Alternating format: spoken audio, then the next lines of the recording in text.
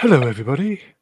Today is Obi-Wan Day, Friday, 27th of May. I'm in a very, very crotchety mood today. I woke up. Hello, everybody. I woke up, watched while I was munching on my toast the first episode of Obi-Wan. So the day didn't start off well. Then I went to see Top Gun Maverick, and all I can say is, what a film. What a film. Go see Top Gun Maverick. You will not be disappointed. Shall we get the guests out, everybody? They're already out. Here they are. There's, oh, look who we've got. So we've got, Did you just out me? yes, Swap Shop. You well? I am. Yes, indeed. I'm better than this TV show we're going to talk about. Put it that way. Normally you wouldn't watch these, would you? No, but you do things for mates, don't you? No matter how hard they are. Yes, I there was a moment where I thought, should I make him? And then I thought, no, I think he probably needs to watch what we've been suffering with. Yeah. I don't know. There's limits on what you should do with mates. Like if somebody asks you to do incest, then your answer should probably be no. And I kind of rank this show equivalently. So then again, I watched it of my own volition, so maybe I shouldn't pursue that analogy too far. Look who's here, everybody, taking over the channel. It's the Dark Sith Lord. We can feel the conflict within him. It's Lord Chord. Hello, friend. The person they should have cast as the Grand Inquisitor is here. You may have lasted a little bit longer. Oh, spoiler. You well, Lord? Oh, I'm reasonably well, only because I really secretly enjoy shitting on things, which is why I'm looking forward to this. But no, I'm well enough. How are you? Yeah, we're not bad. I don't know if I'm coming down with the coof as well because I've been out mixing with people. The throat feels a little bit scratchy, so I don't know if I've. I don't know. It was just, you should know your limits. Don't go too deep. Indeed. So you well, Lord? I'm well enough. Thank you very much. Look who's here. Can you see? Look who's here. Obi-Wan Kenobi. Hello there, man babies. Are you well? I'm good. Ruin? I'm gonna play devil's advocate tonight. I'm gonna try and defend the indefensible. But, oh, well, you wrote The Last Jedi, so you must be good at it. So obviously the last couple of days Disney have been kind of preempting certain things, haven't they? Haven't they? We all know what they've been saying to is it Moses Ingram, the star? She's going to be called Space Moses in my review. It's just going to invite trouble. Given that I got in trouble for calling America Chavez Chipotle, Gomez, whatever it was in Multiverse of Madness. Yeah, I'm deliberately taking the piss out of two minority actors' names, which of course means that I'm a racist. Before we go any further, shall we say hello to the chat, everybody? Hello, chat. Hello, chat. Hello, chat. Sorry to disturb the gay chat going on in there. There's a lot of Tom Cruise simping going on. Listen. Slightly more than simping. Listen, before we get into salivating. Yeah, before we get into all this stuff, as I've said many times, love him or hate him, Tom Cruise always delivers the goods on the screen. That's all I can say, boys and girls. He is a professional, I'll give him that. She's a bit like Kathleen Kennedy in that respect, isn't he? Indeed, on 5 minutes. So, okay. So, as I said before we came on, Auntie Kathy has she's announced a new trilogy, hasn't she, Ruin? But you're not writing it. Well, mine's on the back burner, slow cooking, and it's just, yes, it's on its way. But yes, I believe there is a new trilogy coming, post-sequel era or sequel era, I don't know. But Yeah, I mean, I'm at this rate, I'm surprised it's not set on Tatooine. There's been so many announcements of new series coming out. There are many well, desert yeah. planets to choose from, though. If it's not Tatooine, they'll just invent another new one. Is she driving all this, or is it people above her? Well, I mean, one thing's for sure: whoever's going to be directing is going to get the sack at some point. I mean, we should run a book on how many directors they're going to go through. But I think they just like to throw a lot of shit at the wall, don't they, and see what sticks. I mean, the amount of projects they announce and then that don't come to fruition. It's yeah. It is Andy maneuvering says, like it's got a woman driver, so it could well be her. Andy's saying, so what's coming? It's obviously not Auntie Kathy, but was it Andor? There's that Leslie X Weinstein's assistant series, whatever that is called. Acolyte. Is that Acolyte? Yeah. Andor, Acolyte. Andor's later this year, isn't it? Yeah, I think they announced there's Mando early next year as well. What's that one with Jude Law as well? There's another one with Jude Yeah. Law. Oh, yeah. Yeah. The specialist or the assistant? Oh, I don't fucking know. The assistant. Really bland name for a show. The assistant. Hired help. Yeah, so as I was kind of saying, the Disney was preempting the racist talk with Moses Ingram. And I was speaking to Ruben before we came on. We can kind of see why, because I don't know about you guys, but she cannot fucking act. No. Either that or she can act, but she's only allowed to act a certain way. I don't know. She was awful. Well, she has been told to be as objectionable as possible, and you don't yet you don't know if that is direction or if that is just her acting style. But she's not benefiting from good writing, which is unfortunate for her and for us. Because within the first few minutes of seeing her on screen just being horrible, you just know where it's going straight away, don't you? Just to make her from being... Yeah, admittedly, you're not supposed to like the bad guys, but, you know... They've turned it up for her a bit. Yeah, I mean, admittedly, everyone loves Darth Vader, but, you know, we love him because we hate him. We just hate this woman because she's just hateful in every respect as a performance and as a character. And we all know where she's going to be going, don't we? She's going to be the saves the day shit. It's just so predictable. Yeah. So, okay. So before we get into the slides then, who would like to start with their initial thoughts? Swappers, do you want to go first? What did you think of episode 1? I know we forced you to watch it. You know what? I was expecting it to be an absolute shit show after what we had from Mando and Obi-Wan. Sorry, not Obi-Wan. Mando and Boba Fett. And, you know, that was an absolute carnival farce, wasn't it, Boba Fett? Inexcusable in every respect. But this one was quite a way above that, thankfully. And I was, without engaging my brain, I kind of had two levels of thought going on at the same time. I had like my engaged side and my critical side sort of running in tandem as I was watching it. Yeah. There's like two people sat in the same room arguing. And the non-critical version of me was actually fairly enjoying it, even though it was kind of boring, not much going on, a bit slow. I kind of felt it was okay at surface level. So I was looking at it from a normie perspective, and I can see normies just thinking, "Oh yeah, Star Wars is great." Yeah. And then my critical side was just like looking at things, going, "Excuse me, how? Why? Why did that happen? That's ridiculous. What the fuck?" You know, all the way through it. So I'm hypercritical, and it's pissed me off in a lot of ways. But also, if you don't care about Star Wars, then you're probably going to enjoy it. I know it annoyed me when I watched it this morning because I just know it could be so much better, and you can just see it just being.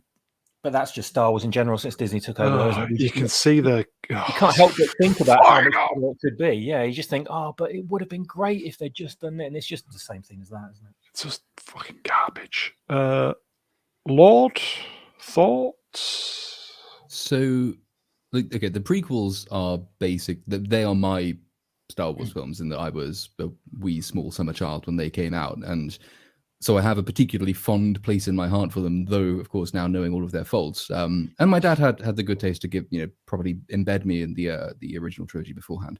But it meant that before going in to watch this, I was making an extra special effort to say, right, I'm going to forget everything I already know from the leaks, everything I already know about what's happened around it, everything I know about what's happened before and about how Disney manages things.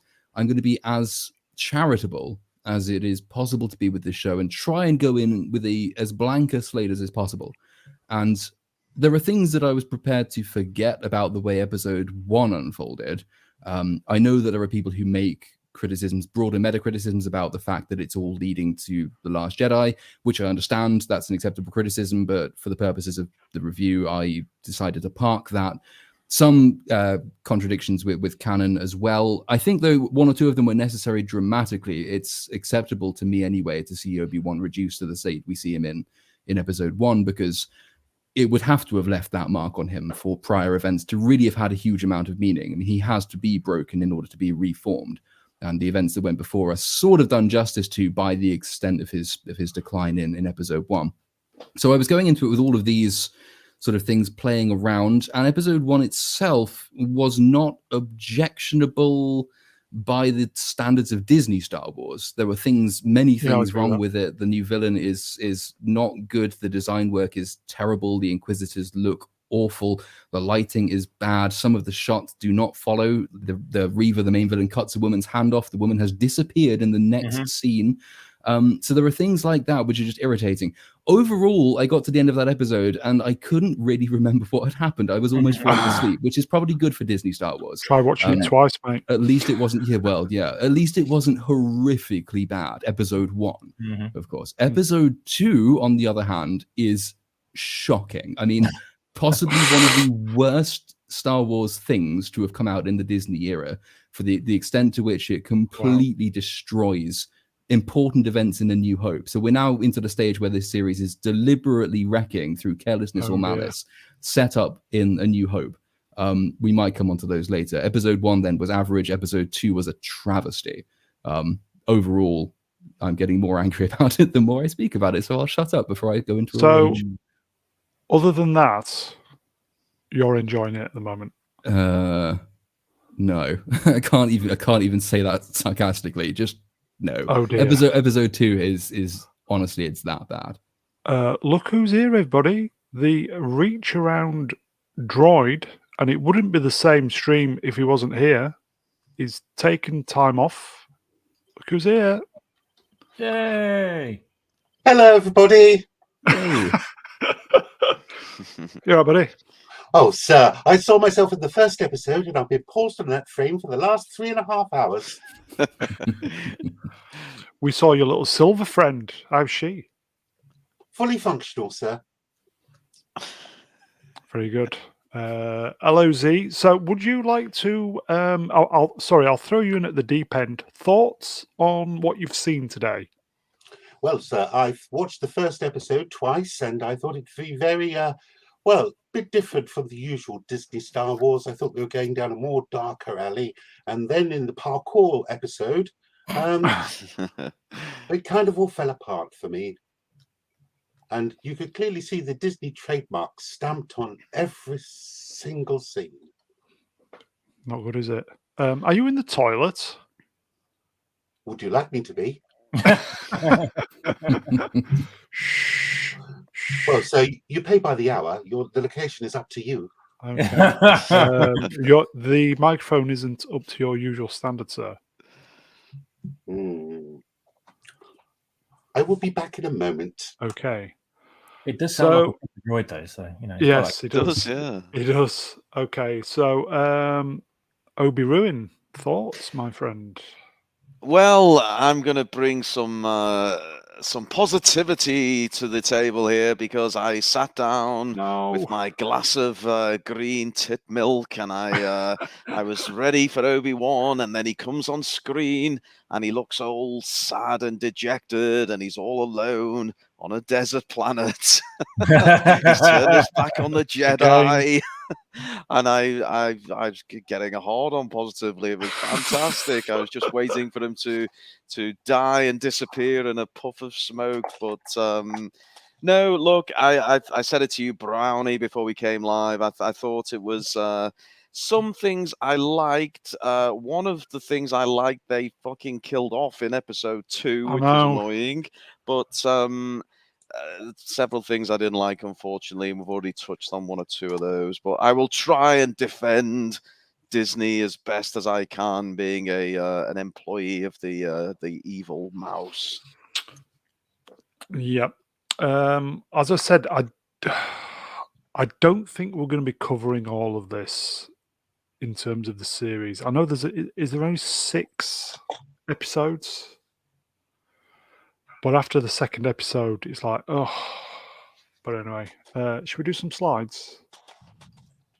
Yeah, Mr. Brown Alliance, especially for the time profit in the smallest possible font. As I said, if you can read that, you don't need to go to Specsavers. And it looks like someone shot him in the face. Is it meant to look like that? Yeah. It's that twin sun again. Can you see it? Tatooine. If there's a bright center to the universe, it's the planet that's orbiting it. Quite literally, everything happens on Tatooine. It does make me think Anakin had it right about sand. I'm now looking at that line much more fondly. When I started the second episode, and I noticed that the logo was made of sand, and I just in my head I just sat there and went, "I hate sand." Yeah. So does Andy. Fucking sand. Yeah. Time profit gets worse in second episode. Oh, it certainly fucking does. The second episode could have been 10 minutes slotted onto the first episode. It would have done less damage. Not to give any discredit to the designers, but this looks like a GCSE art project. Yeah, I've noticed there's been of late, some of the artwork has been appalling. And I think there was a Dan Hadley from the Spacebook channel did a Doctor Who cover, which looked like somebody who was on a degree course. Mm-hmm. Shocking. I just think there's just been a dumbing down of everything on every level. But anyway. Franco Walker in the chats says, Mr. Brown Alliance, are the first 2 episodes really that bad? Z, have you got an answer for Franco? Yes, they are. Swappers, have you watched 1 or 2? I've just seen the first one. That's all I had time for. But you're going to stick at that, though, aren't you? You should at least watch 2 just to see how, with such talent and panache, fuck over 40 years of Star Wars. Well, yeah, there is that. I'd say it's for people that actually care about it. Yes, it is that bad. If you don't really care and you're a casual fan, you're probably just going to watch it, enjoy it, and then forget about it. Lord, are they that bad? Episode 1 is not that bad, which is not to say it's good. It's just not that bad. But again, episode 2 is the terrible one. The Guardian, I think, said they said it was artistic. It was unnecessary and derivative, and it didn't need to be made. And it was like John Wick in space, but it was basically entertaining, so it deserved 3 stars. Which just reminds everyone why normies suck, and you shouldn't let them in your franchises. Yep. Agreed. Romeo. Hail Brown. Good morning from New Zealand. Watched Obi-Wan. Should be called Obi-Wan. Fucking Star Wars used to be amazing. Yeah. This is dull as ditch water. Romeo, go see Top Gun Maverick instead. You won't be disappointed. Ruin, are the first episodes that bad? No, look, you're getting it totally Right, moving on. wrong. If you like The Last Jedi and you like seeing a miserable old fucker in the desert Yeah, who's given up on the Jedi, and really we basically spend most of the fucking episode 1 on the back of a trailer, then you'll love it. It's great. So no, don't listen to them, chat. Okay, let's get through these slides. So this came up so far so good. Thoughts? Good, yes, boys? I was listening for the John Williams theme because they got him in to compose it, and I just It did. Never it's not happened, did it? there. It's No. 20 seconds at most, and it's not even a stirring theme. There isn't a theme. It's just sort of It's on the credits. at the end. noise. It's John Williams sounding noise. Here we go. I don't think Williams cares anymore, does he?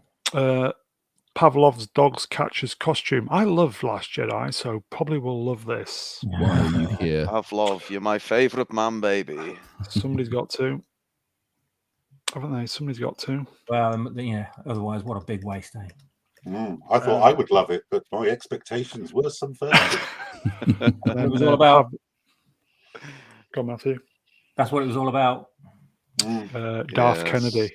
It's just got a stink all over it, hasn't it? Like an unwashed hand after using the loo. Don't talk to me about that. Okay, so there was, in inverted commas, a highlight, should I say? Well, this is by far the best bit of the entire The run. first four minutes. 4 4 minutes. minutes, Yep. yeah. 4 minutes. 4 minutes of flashback. Is it? Let's be honest. Is there anyone on this entire universe who doesn't remember how we got to this point? Normies. It's normies. It's That's all me then. normies. I was I've watching only- this bit, right, because I watched it on illegal streaming. Obviously, I'm not going to pay for it. I watched this bit and I just thought, am I watching Obi-Wan or has someone just uploaded a bunch of clips? You know, is this like because it's a pirate video? And I just thought, is this some like dodgy fan thing or what? I couldn't quite work it out. Yeah, and like even the music is basically off the shelf trailer music for this entire 4 minutes as well. It reads like, it watches like they've just re-released the Blu-rays, and this is the advert. Go buy them, bargain basement at fucking Walmart. I think Pavlov's definitely going to enjoy this series. Pavlov, you knock yourself out, my friend. You have a great time. You have a great time. I want just this one slide. Palpatine won. Yes. Shall we end the stream there? He won. At what point during these flashback scenes is he banging whoever it was he banged to produce Rey's parents? Yeah. Doesn't Aiden Christian look young there?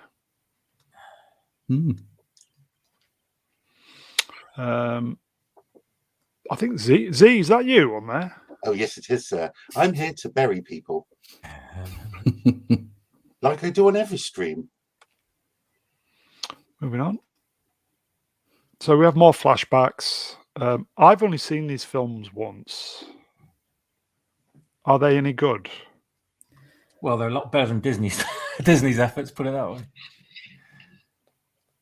I just remember this kind of in the third one. I just thought he turned too quickly and it just became farcical. But there you go. Well, they had to wrap it all up into a nice little package. Do you know what I mean? It's like 1 second he was okay, and then 5 seconds later it turned. It's like, I don't know. I actually think it does his descent reasonably well across the latter two films. There are so many problems with the prequels, but a lot of them are directing, acting, writing. And by writing, I mean sort of the basics of the stuff. The stories they tell, though, I will still maintain are brilliant stories, and that the overall arc they produce is one of the the better sort of modern tragedies. Camille Paglia actually praised Revenge of the Sith as our generation's sort of effectively our generation's Dante type story, and that's a little bit strong, but that's what it's going for. This is a grand sort of Wagnerian operatic cycle, and it does it reasonably well if you overlook the dialogue and the terrible acting. And which are hard to do. But the overall story works really well. And watching these back, this clip show at the beginning, does actually sort of remind you, because it strips away all of the unnecessary stuff. It reminds you how epic in scope this story was, and how very much Star Wars it was as well. Like, you can fault the prequels all you want, but they feel Star Wars, they look Star Wars, they add so much to the universe. And it's created an entire sort of cultural lexicon that everybody refers back to now. The number of prequel memes that you can use, which I've used myself while slagging off Obi-Wan today on Twitter, is extraordinary. And, some of the characterizations are brilliant. And you've got Palpatine there, who's just a bullsack, but brilliant at the same time.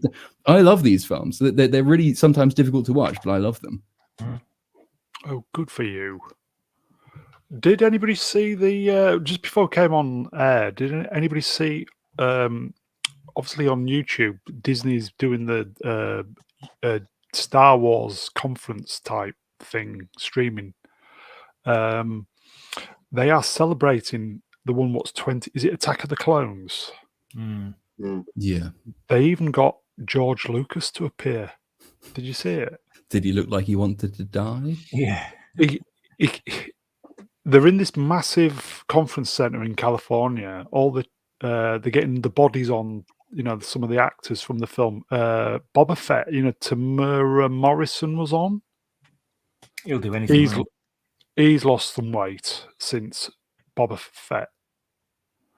And a few other peeps from the film. I think Anthony Daniels was on as well. And they had a clip from George Lucas. He'd done a little recording to celebrate Attack of the Clones. All he said was, I can't believe it was 20 years ago. It was the first digital film ever, and now everybody's doing digital film. And that was it. That's all he said. He said the minimum. And I just thought, oh. Yeah. Sounds about right. Yeah. But anyway. Okay, let's troll through these then. So we're still doing the recap. Anakin doesn't look too good there, does he? Crispy critter. Yeah. This was admittedly fucking terrible. She dies because she's sad. That's pretty bad writing. Is that why she died then? Yeah.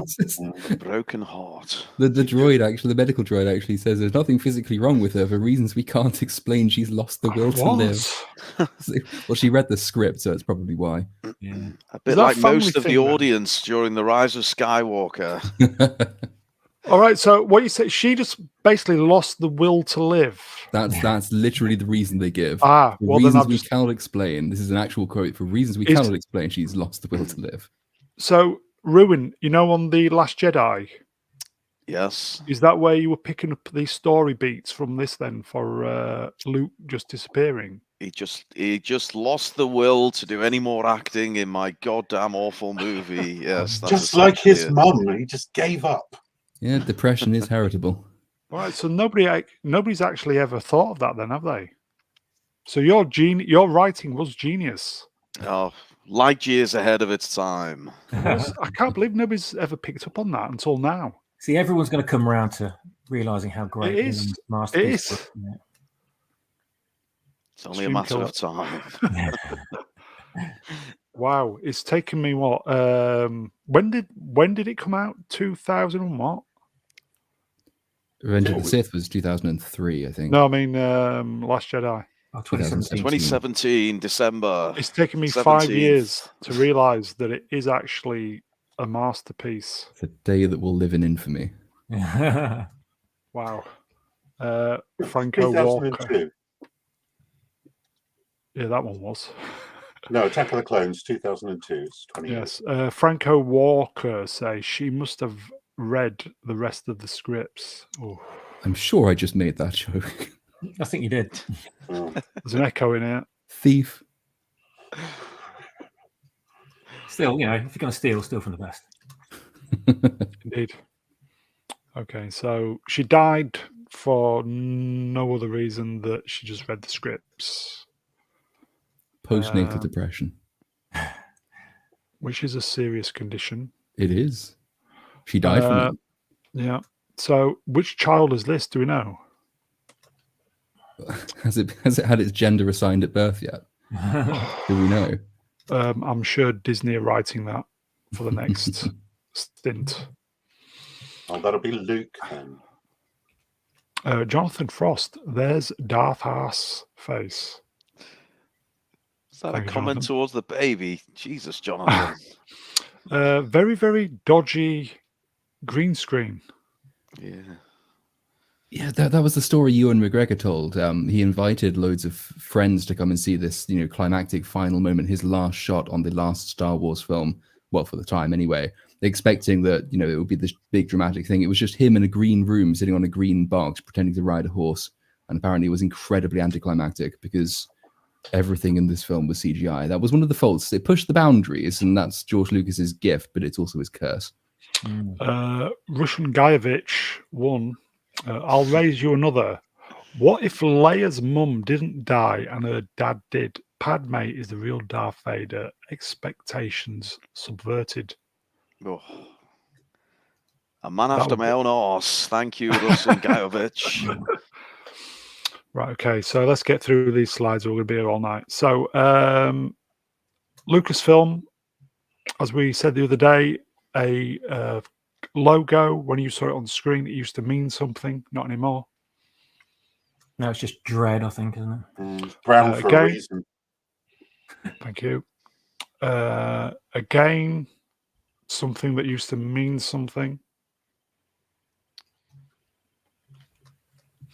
So it starts off with is it like a training college or something with Jedi Training Academy. Yes, take note, a female Jedi instructor.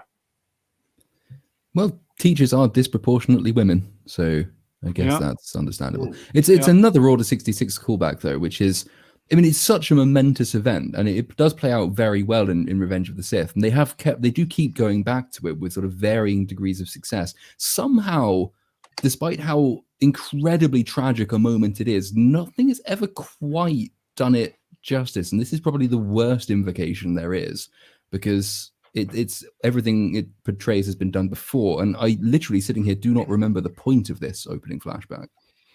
Well, there were training things. Franco says it looks like a video game. Yeah, this is the younglings interpretive dance class that was interrupted by Order 66. Okay, so the clone troops, I assume.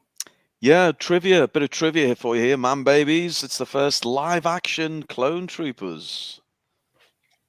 Stick that in your pipe and smoke it. So they were every single one of them was CG during the prequels? Yeah. Wow. Apparently. So you don't get that on Nerdrotic, folks. And so there's like a pursuit with the female Jedi instructor protecting the younglings, the peeps. And take note that the first Jedi to get killed is a male Jedi in the background. Could you just see him? I think that might constitute a nitpick, but yes, I do see him. Well, that's what we're all tuned for now, though, isn't it? Brown building up his case, the case against Kathleen Kennedy. Keep going, Brown.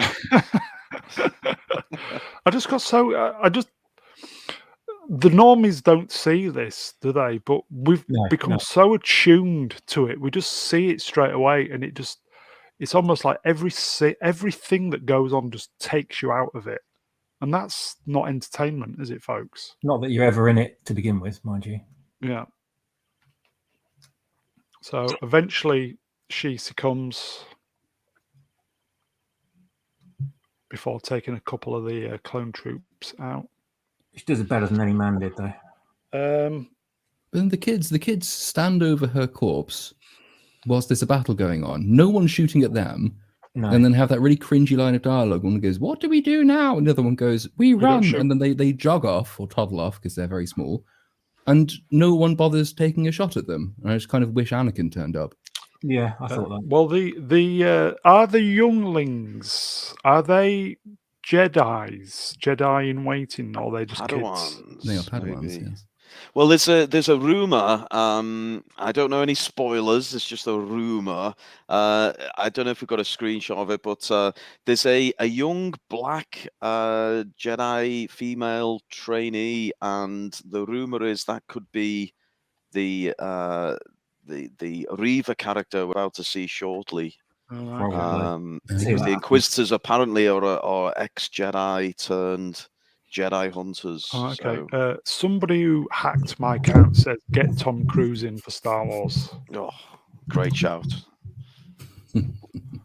I will say Top Gun Maverick, best Star Wars film I've seen since Empire. Yes. Bold statement. Cheers, Melvin. Okay, move on. So all the mushroom heads are just stood around over the corpse. And that's it. So we go to wherever this planet is. Yeah. More same set as Boba Fett. Still no blue skies anywhere. It's all very Fortune, haven't they, on the sets? Yeah. R2 unit in the background. Get them keys going a bit. And then this spaceship approaches. I Cue thought the clown music. The CGI on this spaceship was fucking awful. From the shadow when it came in to it landing, it just looked like a cutscene from a video game.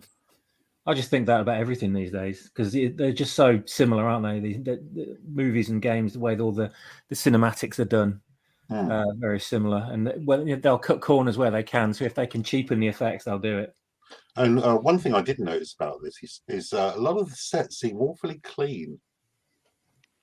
It's not really down and dirty like like A New Hope and the other episodes of the original trilogy. It's astonishingly clean for dirty areas. You'll go into a room and there's not things left out. It's all neatly put away and clean, like a film set, and it's so bloody obvious. Yeah. Wasn't that guy in one of the Pirates of the Caribbean films? Isn't that Davy Jones? It was. Was he played by Bill Nighy? He was indeed, yeah. It's one of the only occasions that Bill Nighy plays a character other than himself. All right, so cameo there from Bill Nighy. Oh, God. It is.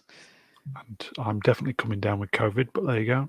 The only man with a rounder head than me in the entire Star Wars universe. And it just looks bad. So from a technical sort of lighting cinematographic point of view, villains' costumes, especially like this, you need to have them in their right setting. It's kind of telling for Darth Vader that he looks good wherever he is, but even in the original trilogy, they put him in dark settings as often as possible. He doesn't look as good in sort of the bright white of the Tantive 4 as he does in the dark interior of the Death Star or Bespin.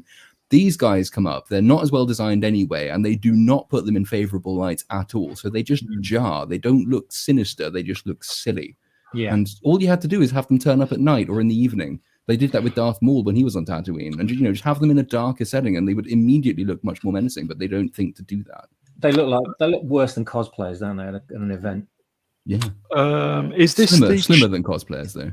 Is this the Chief Roundhead character then?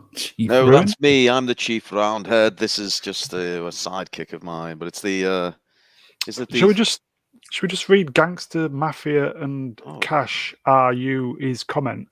Obi-Wan Obi-Wan turned into Kid Lear's adventure and turned out, and yes, bad costumes.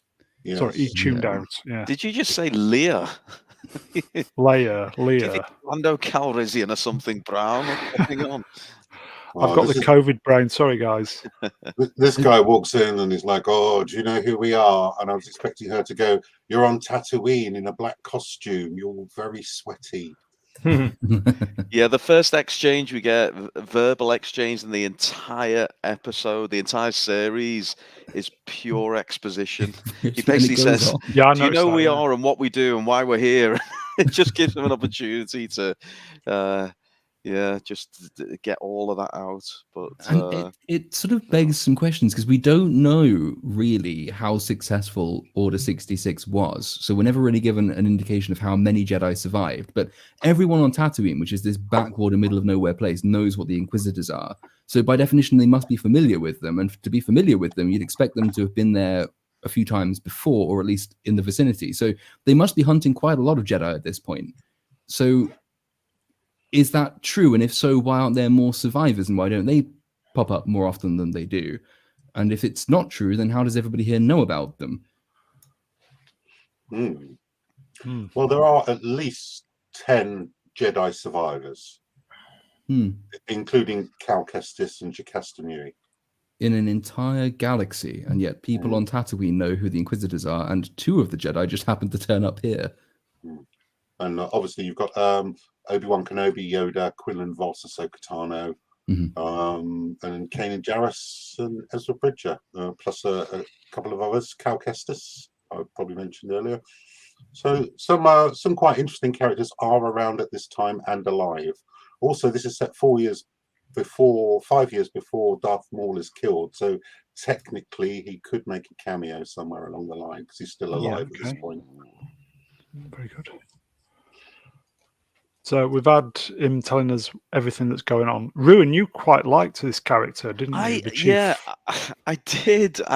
Look, the physical design is slightly comical, and obviously they didn't really nail his representation from Rebels, but I liked the portrayal by the actor. I don't know if anyone else got this. Did anyone else get a bit of the David Bowie about his delivery? David Bowie. Yeah, he kind of came in and talked like this, and it reminded me of David Bowie from Labyrinth, and I was quite enjoying this guy.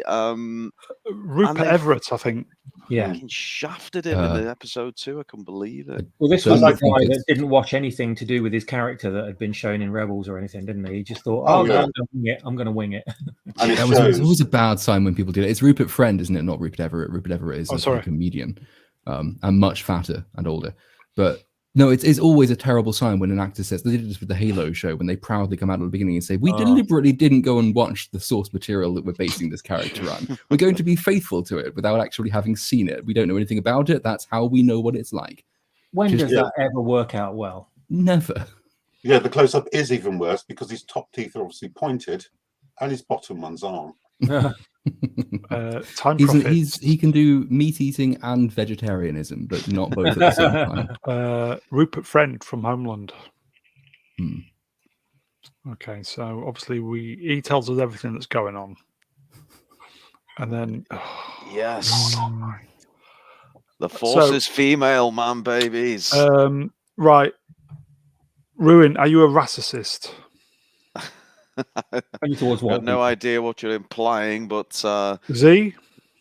Only against Jawa, sir, because they all look the same. Inquisitor swap, are you? Depends what race. Depends what race. Lord? I've always struggled to take people from Yorkshire, if that counts. But if it doesn't, like, I don't. That's why I struggle on this channel. No, like on the basis that I don't like this character or her portrayal or her style or her acting, then yes, by Disney's definition, I am a terrible racist. I just don't think Moses Ingram can act unless if she's been told not to act. No, the other Inquisitors actually came across in their voices as that they were trying to be menacing, but right the way through the first 2 episodes, she just came across as a thug. Yeah, no nuance to her at all. No. Although the imposter who's hacked my account, sexy as fuck. You like a strong female, don't you, Brownie? I do, especially one wielding lightsabers. Pavlov's box is checked. Andy Mouse, how about Lancashire? Ooh. Hail Lancashire. I'm trying to think, where is in Lancashire? Well, I'm in Lancashire for starters. That's why it's shite. Okay, so I mentioned at the beginning I was trying really hard to put aside certain doubts and preconceptions about this series. This was one of them. So I went into this saying, I'm going to try my best to like this character, because then if I still come out not liking her, it's not for want of trying. And I really don't like this character. So at least I tried. That's all I can say. Right, here you go. Right, I'm going to read this from the mighty Melvin. A lot of depressed individuals here today. Lighten up, folks. Here he comes with a hammer blow. You'll always have the Last Jedi. That's like telling Kurt Cobain, at least you'll always have the shotgun.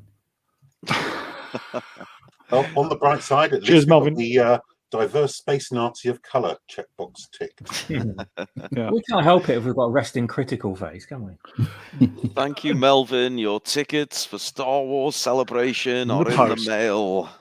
When I saw the acting from Moses Ingram, straight away I thought, okay, I can see what they're going to do. They're turning her into the most obnoxious, horrible piece of so-and-so they can. So they can kind of compare it with the redemption arc at the other end. I actually saw parallels between her and the Inquisitors. Was very much like the relationship between Young Rog and Captain Marvel.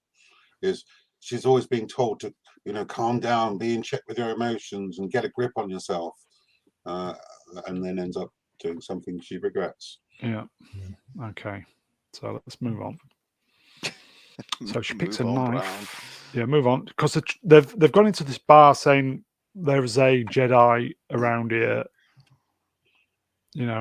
Give him up. We can make it worth your while. But obviously, she's the loose cannon, isn't she? She's got a boner for Obi-Wan. You would think 3 Force sensitives in a bar would be able to detect a 4th Force sensitive person. Well, especially one with mind reading abilities. Yes, you would think so. Yeah. So she throws a knife at this guy, and then was it the Inquisitor who stops it right in front? Oh, sorry, it's not the Inquisitor. No, it's it's the the guy. Jedi. Yes, the Jedi. Him. It's Justin Trudeau, the Jedi. Yeah. Yeah. So that's where he's been. And then she just goes ape shit, doesn't she? Careful, Brown. Christ. Can we edit that bit out, Brown? See, this is the whole point. When I said that, I had no intentions of... Yeah. Do you know what I mean? Yeah. But everything now is just weaponized. And if any good is going to come from this stream, it's that moment there. Yeah. Because that's how language and people's own warped or cynicism or fucked up minds can see the badness in any sentence that's said. That's the world. Hallelujah. Praise be the lad. Okay. They actually have a line in the second episode, which is so on the nose, it's painful. It's when the 50 billionth time she's directly contradicting orders from the Grand Inquisitor, and he's like, "You got here, but you're from the gutter. You're at the bottom. It's in your nature. You smell. You're like." It's so obviously like this is evil white man telling black person she's not good enough, and so No, it doesn't belong. Stop doing this stuff. Just make a good black character for once in your fucking lives. But aren't they all from the same place? That's what I didn't understand. They're all Jedi that have been turned to the dark side. So they were all at the temple during Order 66 and were captured. So how is she in the gutter exactly? Yeah. They should all be equals, apart from the old ones who probably had a bit more training. Mind if she can't, because that's this is set 10 years after Revenge of the Sith, so she would have been about 11. So she can't have been a temple guard. I thought she's not a temple guard. I thought she was one of the younglings. Oh, one of the younglings. That's what I thought. Yeah. But then I guess they pull Jedi from all over the place, don't they? So she could have been dragged from. Yeah, they'll turn the ones with the most potential. Do you know there was another female Inquisitor, wasn't there? Yes, that was. I thought she'd have been better, but as most of the chat. That was Sorry, the Seventh Sister, which was played Yeah. by Sarah Michelle Gellar. All right, okay. As most of the chat have been saying, diversity higher, and that's a shame on the actress. Actually, Russian Guyevich also points out the other one because he's got Triller in Fallen Order. Though she would be dead by this point, following the story of that game. Okay, let's pile through these then, because I can feel the coof biting as we speak. So she kind of tortures the Jedi a little bit. Impressive how he neither moves nor makes a noise. While he's Nor cooking. stabs her while she's open to attack with the lightsaber he has on his belt. It's a rare shot of her looking angry. And then the Inquisitor is just tearing her down a bit, saying, not the way. Oh, yes. This is where we find out she's the third sister. Yes. We're evil, but we're not dicks. She gets a dressing down from the old pale white man. For the uninitiated, what does third sister mean? Well, they're all brothers and sisters within the Inquisitors. So you'll have the Grand Inquisitor, second brother, third sister, fourth brother, so on and so forth. Those are their identities. A bit like Knights of Ren, only they've got more screen time. It also alludes to the Mortis mini kind of episode arc, doesn't it? With the brother and the sister and the father, and the kind of the legend of the brother. There's these three kind of force entities. One's evil, one's good, and one's kind of the balance in between them. And the brother is the bad one because he's a man, and he's it's this kind of like lore that's kind of, I suppose, permeated down throughout the galaxy and in fairy tales and things. And the Inquisitors are all Darksiders, so they've kind of adopted this lore, and they're all call themselves like brothers or sisters after the characters. I've They're got to give it credit. The Clone Wars actually fills in a hell of a lot of backstory and gives specific story arcs that concentrate on the temptations of the dark side. It really does flesh out Anakin's fall in Revenge of the Sith. So if you haven't watched it, I would certainly go and have a look online at some of the best episodes. It's definitely worth a look. Franco, yes, he's got the kit sensor on the chest. Okay, let's go through these. So, so we go to a meat processing shark type factory thing. Yeah, it's like a sandwell that doesn't go rotten. Yeah. So meat processing. Obviously, I'm vegan. Obi-Wan Kenobi, meat thief. Can't wait to bloody tell us that, could you, Brownie? Every single stream, you managed to wedge that one in. I'm not one of these vegans who goes around telling everybody they should pack it in. I'm not one of them because it'd be very two-faced to me. I mean, what is that? Giant tuna? Is that shark thing that apparently has been there thousands of years? So how does that work? Or hundreds of years? I don't know. It's very succulent and fresh. It does. It looks a very, very lean piece of meat. I mean, if it's been out there that long, it must taste a bit gamey. But you know, Obi-Wan's fallen on hard times if he now has to take meat for money. Pavlov's. Is that Bill Gates' meat? Probably. So he's stealing a bit of meat. And train ride again. Seem lots of train rides in these programs now, don't they? Yes. They're pinching quite a lot from Fallen Order in this setup. And basically, all they've done is they've swapped a junk planet for Tatooine and a meat processing facility. But the basic sort of structure of it's exactly the same. Fallen Order, you get long shots of Cal Kestis and his friends on, the train going to and from the workplace in very similar settings, similar characterization, similar storytelling devices.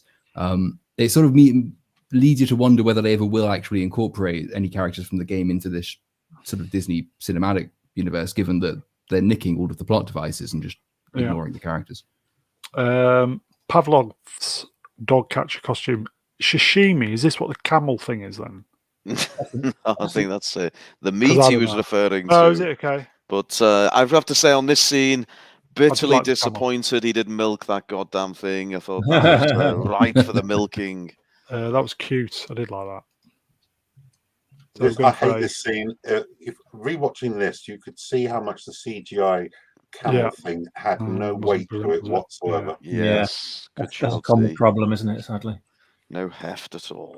I thought they'd just like use a real camel and just sort of CG over it. If you know what I mean, that'd look much No, better. they used a giant hairless anteater. Easy to come by, apparently. Yeah. So a leg of an Is- R2. Is that R2? Don't know. Member That's R2. what I asked. We couldn't work out. Brown and I were chatting before we went live. Is this a buried astromech droid, or is this just the antenna of an astromech droid? I mean, what's the thoughts on this? That's a sensor scope, so Yeah. it's coming out the top of an R2 unit. So it is actually buried below the sand. Oh, okay. Yeah, and that's Wow. and the color on the top R2. is blue. Oh. It's either a buried astromech or a component of an astromech, like a little unit buried beneath the sand, sort of taken from an old droid, probably. Or it's a Ruin- member berry. Yeah, Ruin, yeah, if yeah. this was a water planet, would that have been buried underwater? Is this a trick question, Brown? I don't know what you. Moving on. Okay, so that's a moisture evaporator, is it, on the left? Yes. Mhm. Wow. You're getting good at this, Brown. I've done enough of these Star Wars streams. Start picking a few things up now. Makes up for the sashimi slip-up a moment earlier. Yes, but better than Jawagate. Hashtag Jawagate, everybody. Okay, so he's cooking his dinner. And then this Jawa ironically appears. What's it called? Yeah, belittling. Oh yes, the A little bit of exposition belittling. Jawa. Yeah.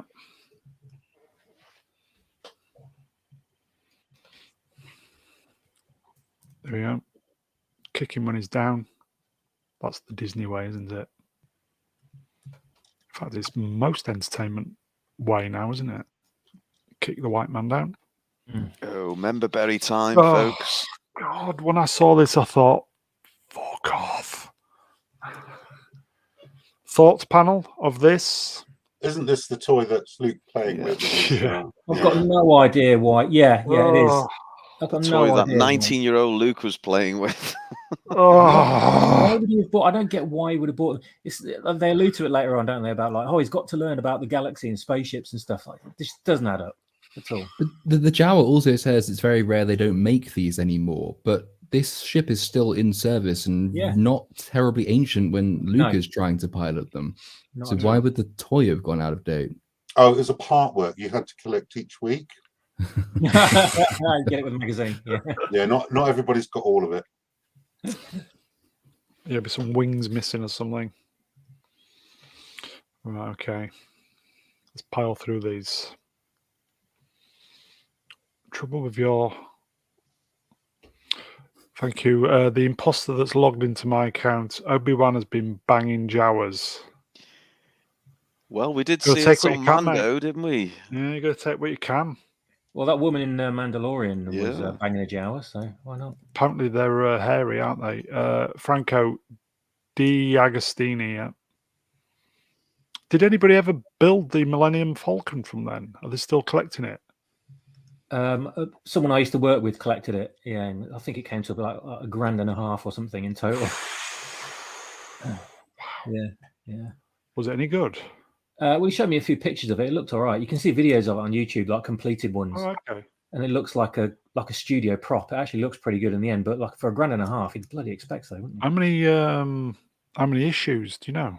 No, God, no, I think it was about 2 years worth. Yeah, How it was could quite you a lot. do- It was over 100. Hmm. How could you do 100 magazines about the Millennium Falcon? Well, if you didn't get number 53, you couldn't pull the ramp down. Okay, so his moisture evaporator's broken and the Jawas nicked the parts. And then he goes, I did find this quite funny. Cleaning costs extra. I'm ashamed to say I laughed at this. Yeah, there's so like a there little are glimmers of gems. good There are writing in gems. this. Yeah. Yeah. I mean, can we agree Ewan did a decent job? Yeah, agreed. We can agree on that, can't we? He did. I wouldn't On expect 1 anything hour. less, really. But you Yeah. know, he's doing the best with what he's given. Yes. Mega Geek said when I tried to defend Ewan the other day that no, fuck him, he's complicit. Do you think, guys, or do you think he had the rug pulled from under him? He's an actor. This is his job. It doesn't matter what the script says. You know, it's money. It's his. You know, it's what he's here for. So I mean, he's been in some stinker movies, so I don't think he's that discerning. Yeah. Yeah, Harley Quinn. What was that movie with him and Scarlett Johansson as well? The Island. Yeah. Or the sequel to the Da Vinci Code that everyone forgets exists. Yeah, I didn't even know they made that. Good God. Yeah. He's a priest who saves the Vatican from an antimatter bomb by flying it up in a helicopter and jumping out. Antimatter bomb. It's a brilliant Fucking film. Star Trek. Right, okay, let's pile through these. Is this a Jedi belt or something? Yeah, so he's learning. The Jawa's informing him because it's the exposition Jawa that there is another Jedi on the planet. They've stripped its ship, and this is his belt. And so this sets up the later scene when they meet. There's a big problem here, though, which is that these evil, sinister, highly competent Inquisitors who found that Jedi let him escape incredibly easily and then just forgot to track him, as in they didn't even try. So when he meets up with Obi-Wan, they don't find Obi-Wan, despite that being the obvious end to this entire series even. And then they find him again later and hang him. So what they were doing in the interim, I don't know. But if they just followed him, which they could do, then Obi-Wan would have been nabbed. The imposter that's hacked my account, Mr. Brown Alliance, is a Jedi strap-on. Use the Force. No, because they say that Jedi can't have attachments. Oh.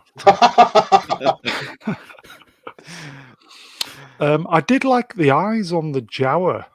Mm-hmm. They just, I don't know, they're probably kind of CGI enhanced, but I did like them. Yeah, that was good. He's having a dream. I don't think it's a wet dream either, is it? No. Even this was annoying. Obi-Wan did not see Anakin flying this ship, so how is he dreaming about him? That wasn't just me then. No. Oh, thank you, Lord. No, several scenes in this he wasn't even there for. Thank you, Z. The dark side of the Force is a pathway to many abilities. Mm-hmm.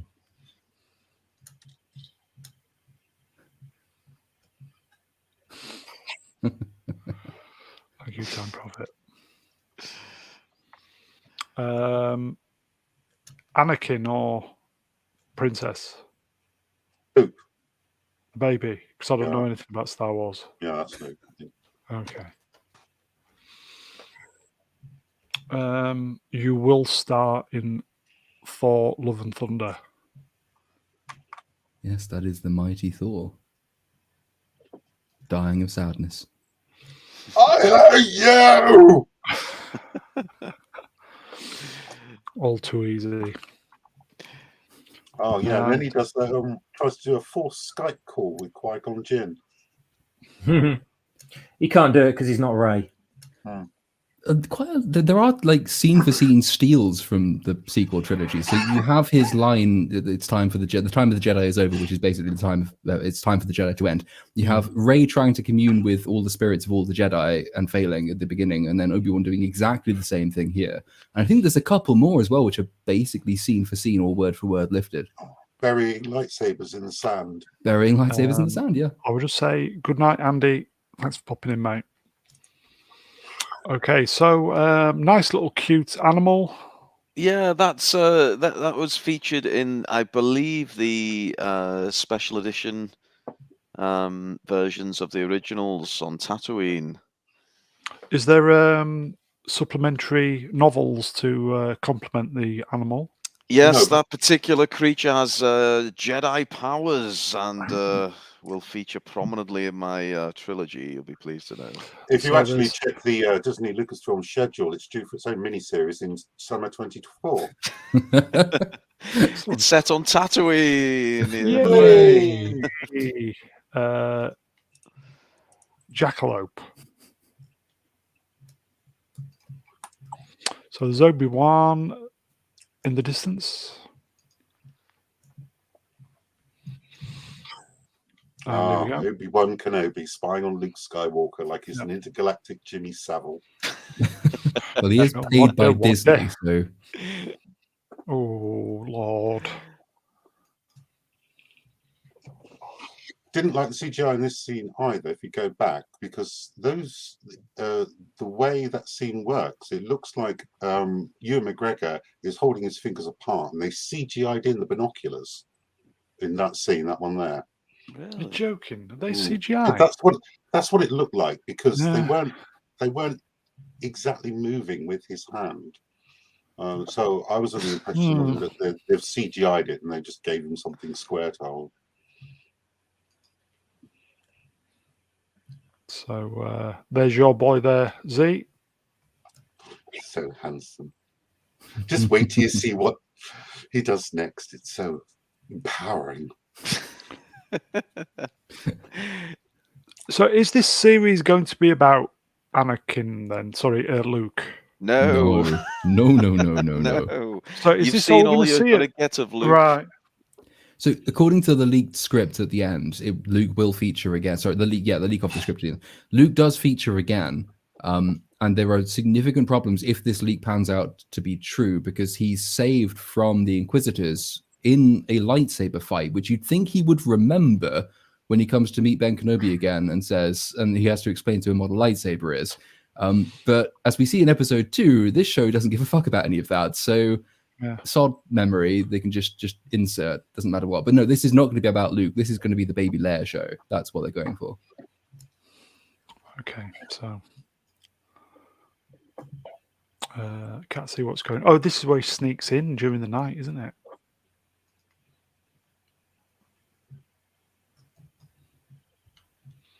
With the toy.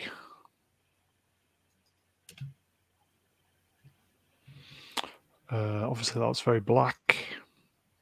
I think he's placing the toy in the room, isn't he? Yeah. Well, that was him meeting the other Jedi in the desert. That last Oh, scene. okay. I can't see anything. Just bear with me. Because the other Jedi, who I don't think has a name. If it has, I've missed it. He Oh, yeah, turns there, up yeah, and sorry, yeah. he beseeches Obi-Wan for help, and Obi-Wan denies who he is. He says he's not Obi-Wan, he's Ben. He eventually relents and admits that he is Obi-Wan Kenobi, but his advice to this guy is to go and bury the lightsaber in the desert. Yeah. The Jedi, they've lost the fight. It's over. And again, I know that there are potential conflicts with his depiction in Rebels, I think it is, but of all the things in this show, I think his character depiction does actually work. I mean, Ewan McGregor does a good job, but also the way the character is written, you would expect him to be utterly destroyed at this point, and you do need him to have a redemption arc. So having him, I know quite a few people will look at it and say it's just another Jake Skywalker. No, because I think this one does actually make sense and was necessary. It's just whether they can pull off the redemption afterwards or whether they palm it off to diverse Moses in space, which they probably will. They will do, yeah. Okay, so bury the saber. So this is where we go to the princess story, the Disney princess, which, to be fair, I quite liked this. Yeah. It was cute. Is this the first time? I think it was the first time we've seen Alderaan, isn't it? Yeah, it was cute, this was, yeah. They made sure that you remembered how significant it was because they gave it this irritating, sweeping soundtrack for every scene that they shot in Alderaan, and it really grates. Because I know what it is. We know it's significant. You do not need this very corny soundtrack to sort of portray the significance of it. This was Leia playing a prank on a mum. For a moment, I thought this was the Grand Inquisitor. I was like, oh my word, what's going on? Fires up the lightsaber and kills instantly. Does appear to have had both frontal lobes removed. Same round edge, yeah. So we're having a flyby into the woods. Yes. Look at her, little Leia, already a rebel. And Brian's in the chat, folks. Hail, Brian. Odo's sister. That's Oh, a Star Trek reference, I think. Or is it? I may be It wrong. is. Time Prophet, why does Disney princesses have an American accent? Leia is American, but she spoke in an English accent in Star Wars. Probably because they didn't hope nobody noticed. Well, this is prior to her elocution lessons, I think. Oh, okay. And her acting lessons. Yes.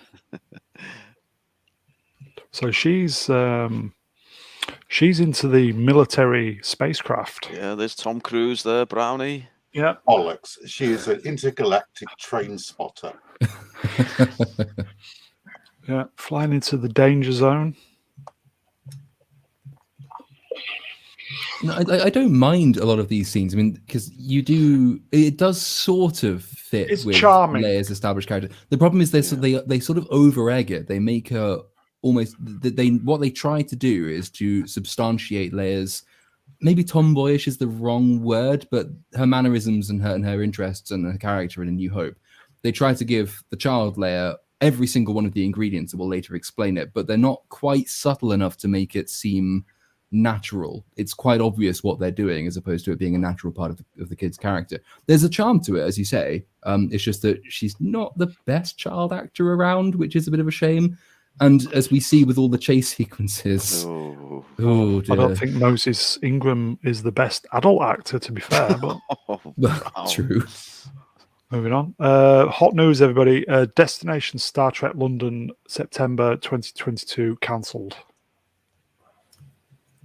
Oh no. Moving on. cancelled because Star Trek shite. Because if they put it on with New Trek, it'd be like 5 overweight fans of Star Trek Discovery, and that's basically it. Right, okay. So Mummy is saying Time Prophet, you're killing it tonight. Ruin, if you're going to do the graphics, please read them as well. Time Prophet says, did you There you notice go. she didn't have the cocaine finger? Not exactly the same. Oh my god. Bit young to be starting on the coast. Oh, Time Prophets. He's a You're naughty like an boy. intergalactic Jimmy Savile. He's such a naughty boy. That's Lola. Of course. Called Lola because one of the production VFX companies is Lola Graphics. Oh. Also, a bit of a wasted marketing opportunity because they don't give it too much screen time. As we said the other day, it looks like Dead Mouse, doesn't it? Yes, it does. Yeah, you're right. It does massively. So, question for the esteemed panel: why, in a series where they've kept so many of the original actors, did they replace Leia's mother here? That's not the original actor, is it? From the prequels, like with Jimmy Smith. Anyone? I think they no. Okay. Although I did note they dropped in a line that she felt what Leia was doing, indicating that she already had full sensitivity. So that's one up on Luke. Oh, God. So what is she saying here? Anybody remember? Oh yeah, Even so though I've she's watched it being twice, I can't remember. So she's being hauled back. She's run away because there's a ceremony happening with her that's it. Yeah. relatives. Her cousin is turning up. She's got to go and do the ceremonial parade and wave at people, and she doesn't like it because she doesn't like. Again, it's not too bad a tie-in. She kind of doesn't like being the senator's daughter. She doesn't want to be a senator. This is not really her character. She's much more of a gung-ho action type, grounded person. Which again, you can see what they're trying to do. On the other hand, they're doing it too overtly and they're making too much of it. And the reason they're doing it, I think, largely in this series is also because she is going to be the baby Yoda of this show. And she's going. There is actually a line. There is a line, I think, later in this episode where Obi-Wan says he can't leave to go. Well, spoilers for later when she's been kidnapped, and Obi-Wan says he can't leave to go and look for her because he has to look after the boy. And the line is, "The girl matters too." And you think, oh, yeah, I mean, I know you need to do this for the plot, but I also know you wanted to do it precisely for that line, because this is going to be the Baby Leia show. I mean, Obi-Wan should have really replied, excuse me, chosen one. Time Prophet, Luke got the shit end of the stick. Just a little, yeah. Poor Luke. So there's somebody watching. So we go back to... Yeah, you get the repetition here, which is designed to portray sort of the mundanity of and the repetition of his existence, which you get, but it does also waste time. And in a show which is only 6 episodes long, you could have done without this. But you see, it's shot for shot the same. He does exactly the same thing, cuts the meat, hides the meat, goes back, feeds it to his random carnivorous camel, and then rides off into the desert again for a second time. I was just waiting for Bill Murray to turn up, to be fair, but... Well, I've got to be honest. I mean, it does establish one thing, is it makes sure that the cruel capitalist slave driver is a fat, obnoxious white guy. Yeah, I noticed that. Who takes half the money off his workers. Yeah, I noticed that. So the toy, woof, there you go. Oh, destroyed. Time Prophet, have they got no cameras showing employees stealing meat? I think the only cameras that exist in the Star Wars universe are on the Death Star. Nowhere else has them. Oh, apart from Starkiller Base or whatever that was. But that's basically the Death Star, so it's the same. Oh, and the Youngling murdering room. Oh, also that one, yeah. There you go, Z. There's your boy. Oh, I love this. This is Chad Owen showing the Virgin Obi who the real daddy is. All these programs are certainly getting their money out of the set. Money's worth. Oh, yes. It's the same set, isn't it? I wonder where the set is built. Some movie studio. Is it indoors? I think it is, because they use that magic surround, the LED surround screen, don't they? Well, it's not a Yorkshire brownie because they have daylight on this set. They do, mate. They do. Okay, so Inquisitor. See him? That's not the head one, is it? No, that's the Asian one. I was thinking, am I allowed to say Asian? They can white the Asian guy up, but we can't white the black girl up. Yeah. Did anyone notice as well? They put the Asian guy in the kind of bamboo style helmets. Oh God! They really did it.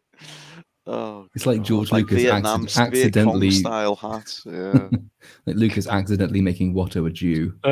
Time Prophet says filmed in Canada. Well, everything's filmed in Canada. Buildings are based on built in Jerusalem. I told you Justin Trudeau was in it. I was right. Also, it was a little cheeky cameo then. As a Jedi Marxist. Oh my God, imagine if it was.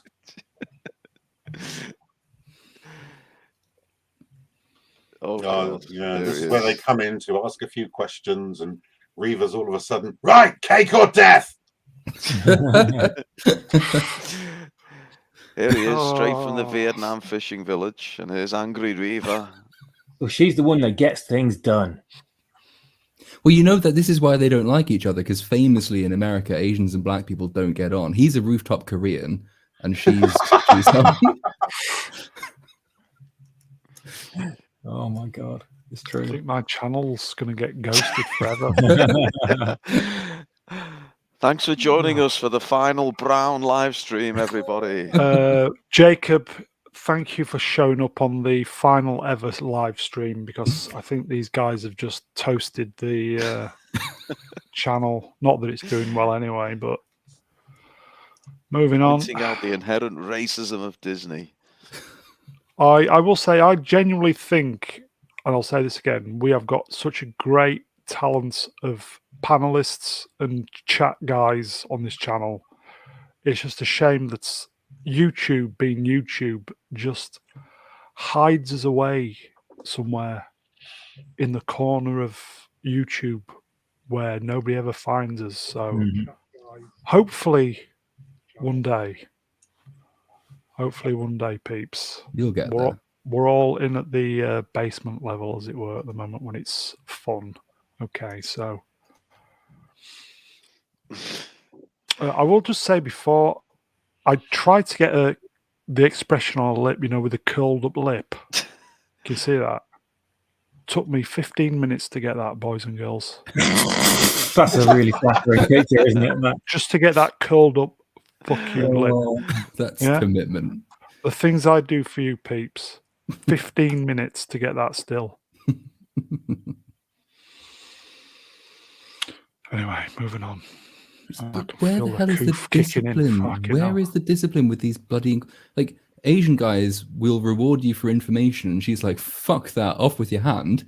And then so she cuts this woman's hand off, and then the woman disappears from the next scene, so we don't really ever see any consequences for this. But as I said, I've seen this twice now, and this scene for me, I thought this ginger-haired old woman, Catherine Tate, isn't it? A cameo. was a better actor in her 15 seconds of screen time than the lead on the left. Yeah, I thought she was better on every level, and she got her hand chopped off for her troubles. Disney doesn't like gingers, do they? They don't. You can imagine the casting day for this character with about 20 black girls all lined up. It's not picking a woman that's right for the character. It's like, no, we've got all these black girls. They've all got to be black, and we're going to pick the best black girl. And she was the best one out of the group somehow. Yeah, I saw a recent interview with her, and half of it was her raving about how it was important her character had braids. Oh God, Jesus! What? Christ Almighty, that's terrible. Yeah. Forget the fact that it was a long time ago in a galaxy far, far away. Let's just bring present day Earth fashion into everything. Oh, it's just fucking bullshit. There's that clip from the panel show doing the rounds, isn't there, with the Star Wars writers and the woman saying, "Let's all clap for diversity." Yeah. And 10 people in the audience clap. You dinosaur. Anyway, I will play that on Sunday night if I remember to download the clip. Stupid woman. They just want to. The fucking Star Wars galaxy doesn't look like Earth. It's not doing its job. No. It's fantasy, but it's got to be in the realms of reality. Fuck off. It's called fantasy because it's fantasy. Stupid twat. Grrr. This is Chad Owen staring down diverse space nasty of colour and not even relenting, not for one single second, with a fucking lightsaber at his throat. This guy is an absolute legend. Again, this took 17 minutes to get that pose. The bit where she says to him, "Oh, I bet you've got a family. I bet you do anything to protect them, right?" I was imagining in that moment, it was like silence for like a few moments, and I was imagining him leaning into her ear and just saying, "Fuck around and find out, bitch." Not Disney, mate. No, sadly. So there's Obi. She's sorry, Ruin. Go on, mate. Sorry. Please, Brown. It's my show, if you don't mind. Yes, I know. No, Reva. Reva is a mind-reading inquisitor. Obi-Wan stood 12 feet away. She's grilling old Owen, but she doesn't use her mind-reading skills. I mean, talk about a plot because hole. she's, as I said earlier, she's got a proper boner to get rid of Obi-Wan, hasn't she? But we don't know why at the moment, do we? But episode 2 reveals it, doesn't it? Right at the end. Moving on. Spoiler. Look at that. I'm not afraid of you.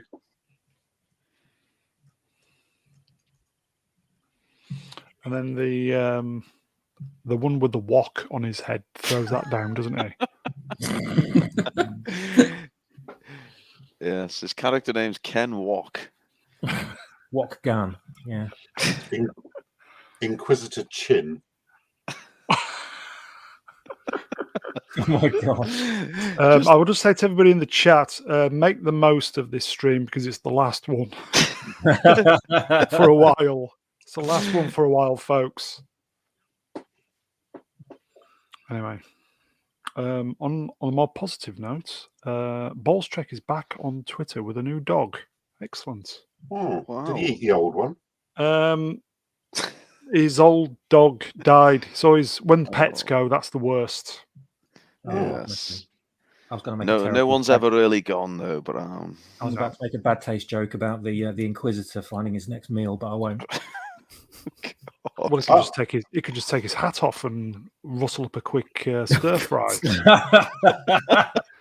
I've got to be honest, I quite like the look of the Tatooine pot noodle that Obi-Wan had earlier. Yeah. They do eat water dog, in it and it don't started turning into vegetables. For Yeah, some I reason. saw that. Yeah, I thought, okay. Mm. Golden Wonder, top of their game. Bantha and mushroom pot noodle. Bantha and mushroom on the side of it. I love it. Viers, you're too emotional. Koof's kicking in. Ruin, pack it in. Do it. Literally, I'm pressing. You're pressing. Read it. Come on, earn your keep. So, Time Prophet says they'll eat anything in China, even black angry inquisitors. They won't. I've been there and I've propositioned somebody and they didn't accept. So Ruin, pack it in. I will say, Ruin. There's a great line from Prince Philip along these lines. Prince Philip once said, if it's got 4 legs and it's not a chair, if it's got 2 wings and flies but isn't an aeroplane, and if it swims and isn't a submarine, the Chinese will eat it. Oh. They'll also eat anything in Wolverhampton, but there you go. So what's happening with this scene? The one with the wok on his head is having a go at the Stunning and Brave one. What have we done? Yes, it's a battle of the diversity trump cards here. Yes. Yeah. Okay. And she's not having it, is she? Who's the more diverse out of the two? Well, whoever it is going to win. Well, I think ultimately the female is the ultimate trump card in this scenario. Mm-hmm. By the laws of social justice, Asians are too successful to be minorities, so they're actually called white adjacent, which I assume is why he's actually been painted white. So she is lower down the minority checklist and therefore will win. So technically, he is the white patriarchy. Yes. So many levels to this, isn't there? I know. Russian Guyovich is sensing some sexual chemistry here. He says now they go in for the kiss. Glasgow kiss. She's got a really fierce look Brian? on her face, isn't she? She's going to peg him hard. Maybe she was already. I don't know. She might be lovely in real life. Maybe. Thank you. Yes, because Owen Lars saves his life here. And... Yes, thank you, Chad Owen. And he's like, go fuck yourself, Obi-Wan. Take your toy with you, get fucked. I don't know why he's so hateful towards him. It's like, what the fuck you done? I think it sort of works. It adds an extra dimension to his character, and unlike everything else in the show, it doesn't actually wreck what comes afterwards, because it shows that actually he really does care about Luke, even if he's a bit of a tough mentor or father figure growing up. He wants to protect Luke, and he thinks Obi-Wan is the biggest threat to his upbringing, so he wants Obi-Wan as far away as possible, which is why he delivers that amazing burn when Obi-Wan says he needs to be trained, and he says, like, you trained Anakin. Like, Oh.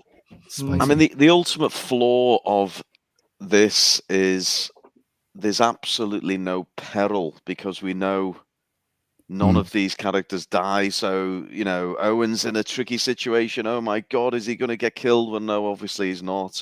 Obi-Wan, he could be in trouble here. No, he's going to be fine. Princess Leia's being chased. She's been kidnapped. Oh, what's going to happen? No, we know she's going to be fine. That's quite an interesting point, actually, because the TV series based on the Rogue One, is it Andor?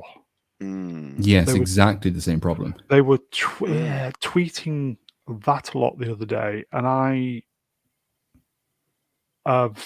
I've not been holding back on Twitter recently because before you wouldn't say anything, but I've just kind of last couple of days I've been feeling a bit grumpy. So I've just been saying to them tweets, he died, the end. Mhm. So what's the point of watching it? Yeah. Well, it's sort of it's a weird position because actually the only characters whose stakes you can really be invested in are the new characters they're adding in ostensibly as side characters. So the only person who could die if this new introduced cast is the new Inquisitor. So she's the only one who has any sort of threat to her life. I don't doubt she will be killed in some sacrificial move at the end, which is why she doesn't pop up again. Same thing with Andor, though. We already know he's going to die. So the only interest will be in whatever established characters they can ruin, because they've said that they will prove to us that our understanding of legacy characters is incorrect, which is recipe for disaster. But otherwise, it'll be for whatever new characters they introduce, and actually not for the main cast of the show, which is an odd sort of storytelling dynamic to have, because you can't actually threaten any peril. Same, the Solo, the film, had this exact same problem. Melvin Deeply in the chat. This is the Time Prophet. I can't speak today. Consider easing up on the racial stuff, amigo. You're going to get Mr. Brown cancelled. I think Mr. Brown was cancelled years ago, Melvin, but thanks for the sticking up, mate.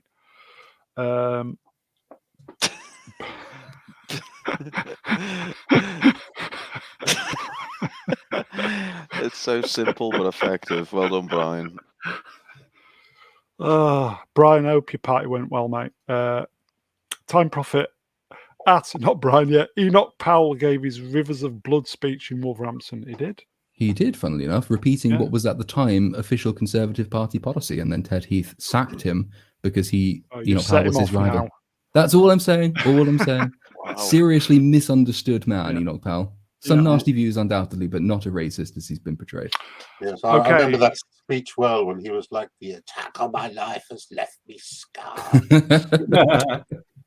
Okay, so this is where we have a very, very nice CGI spacecraft landing on a CGI landing platform with real people. Mm-hmm. Moving on. Is it Jimmy? Jimmy Smits, Bail Yeah, Organa. it's good to see Jimmy back, wasn't it? Yeah. Good to see the old boy back. Yes. Was good. Is he rocking a toupee or what's going on? He looks a little strange, but don't know. A little more craggy, a little more salt and pepper in the beard, but it was good to see him back, actually. Yes. Here we go. Jacob in the chat. Kind words. Mr. Brown's YouTube channel exists in a pocket between universes. It can never be cancelled. Yeah, but this means Wanda's going to come and fuck you up, so... I wouldn't say no, but there you go. Okay, so moving on. So we're having a kind of a meeting. Is it a cousin is turning up? Yes. Little shit of a cousin. Yeah, Jimmy's looking rough. I think we get to a certain age, mate, we all start looking a bit worse for wear. Ruin doesn't, because he's a handsome bastard. Well, it's all about the exfoliation and moisturizer. His day will come, folks. Don't worry. Okay, so... But if your head is that round and large, then you can't really develop wrinkles, can you? It's just stretch. he inflates it every day with his bike pump. Oh, yeah, here we go. Time Prophet, yes. Forgot about this. He was in Los Angeles Law. Mm-hmm. Okay, so this is the cousin, and the cousin is the cousin that's kind of looking down on everybody. Mm. Bit of an ass, yeah. Yeah. Bit of a meeting down the conference centre. Dignitaries, etc., etc. Oh, look, there I am. Oh, there he is, old Goldenrod. Again, it took me 27 minutes to get that shot where you were in there, Z. So I hope you appreciate that one. That one took about 4 seconds. Is that definitely you then? Yes. Yes, I looked this up. Anthony Daniels is actually credited with doing some voice work for this, even though he barely has a line. I mean, he's just muttering something in the background, but they still got Anthony Daniels in to do it. So fair play. Jacob, was he in NYPD Blue? Yes. Well, C-3PO. I didn't know that. No, Jimmy Smits. Yeah, Jimmy Smith's been round a bit. Been around the block, yes. Oh, look at this sex bomb. Who's this then, Z? I'm not telling. She's got lovely blue eyes. So. They're And a like small thermal sparkling. exhaust port just below the main port. Exhaust port. An exhaust port, yeah. Yes. Beautiful Only a sapphire direct shot eyes. will do it. Oops, wrong hole. Or is it the right hole? And Leia says thank you to the droid, and she says manners doesn't cost anything, and then this smart ass just a fucking smart aleck, isn't he? Do you think they deliberately cast a kid who looks like a young Hitler? I thought when he was getting off the shuttle, I thought, hang on a minute, is that young Spock? He's got the hair and everything. He does. That's a stream killer. Oh, God. And then she dresses him down in ways that I've never heard a 10-year-old ever talk. Oh, No. she is so overdone in so much of this, which then it has real problems later when they need her to be stupid, because you already know she's so astute that she can't possibly be this dumb. Yeah. But they choose to stupefy her when they need to for the plot to work. But she's they are so overplaying her character in this show. And it's annoying because she's quite charming as you know, as a kid. She has some. Yeah, she's cute. Yeah, but no, that they give her all of these incredibly convoluted lines and very astute points and psychological observations and political canny, and it's just not to tone it down a bit, just a bit. Yeah. She needs to develop. yeah.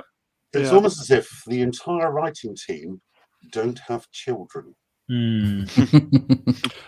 Jacob, by the way, the female droid gets more lines than 3C3PO, probably because she was cheaper. That's a really good point. Yeah, no, get the female one in there. She's the new droid now. Obviously, we're doing spoilers because we'll briefly mention. It's a bit late for that. Well, yeah. Go on, Melvin, go on. You can do a spoiler, Melvin. Fire away, Melvin.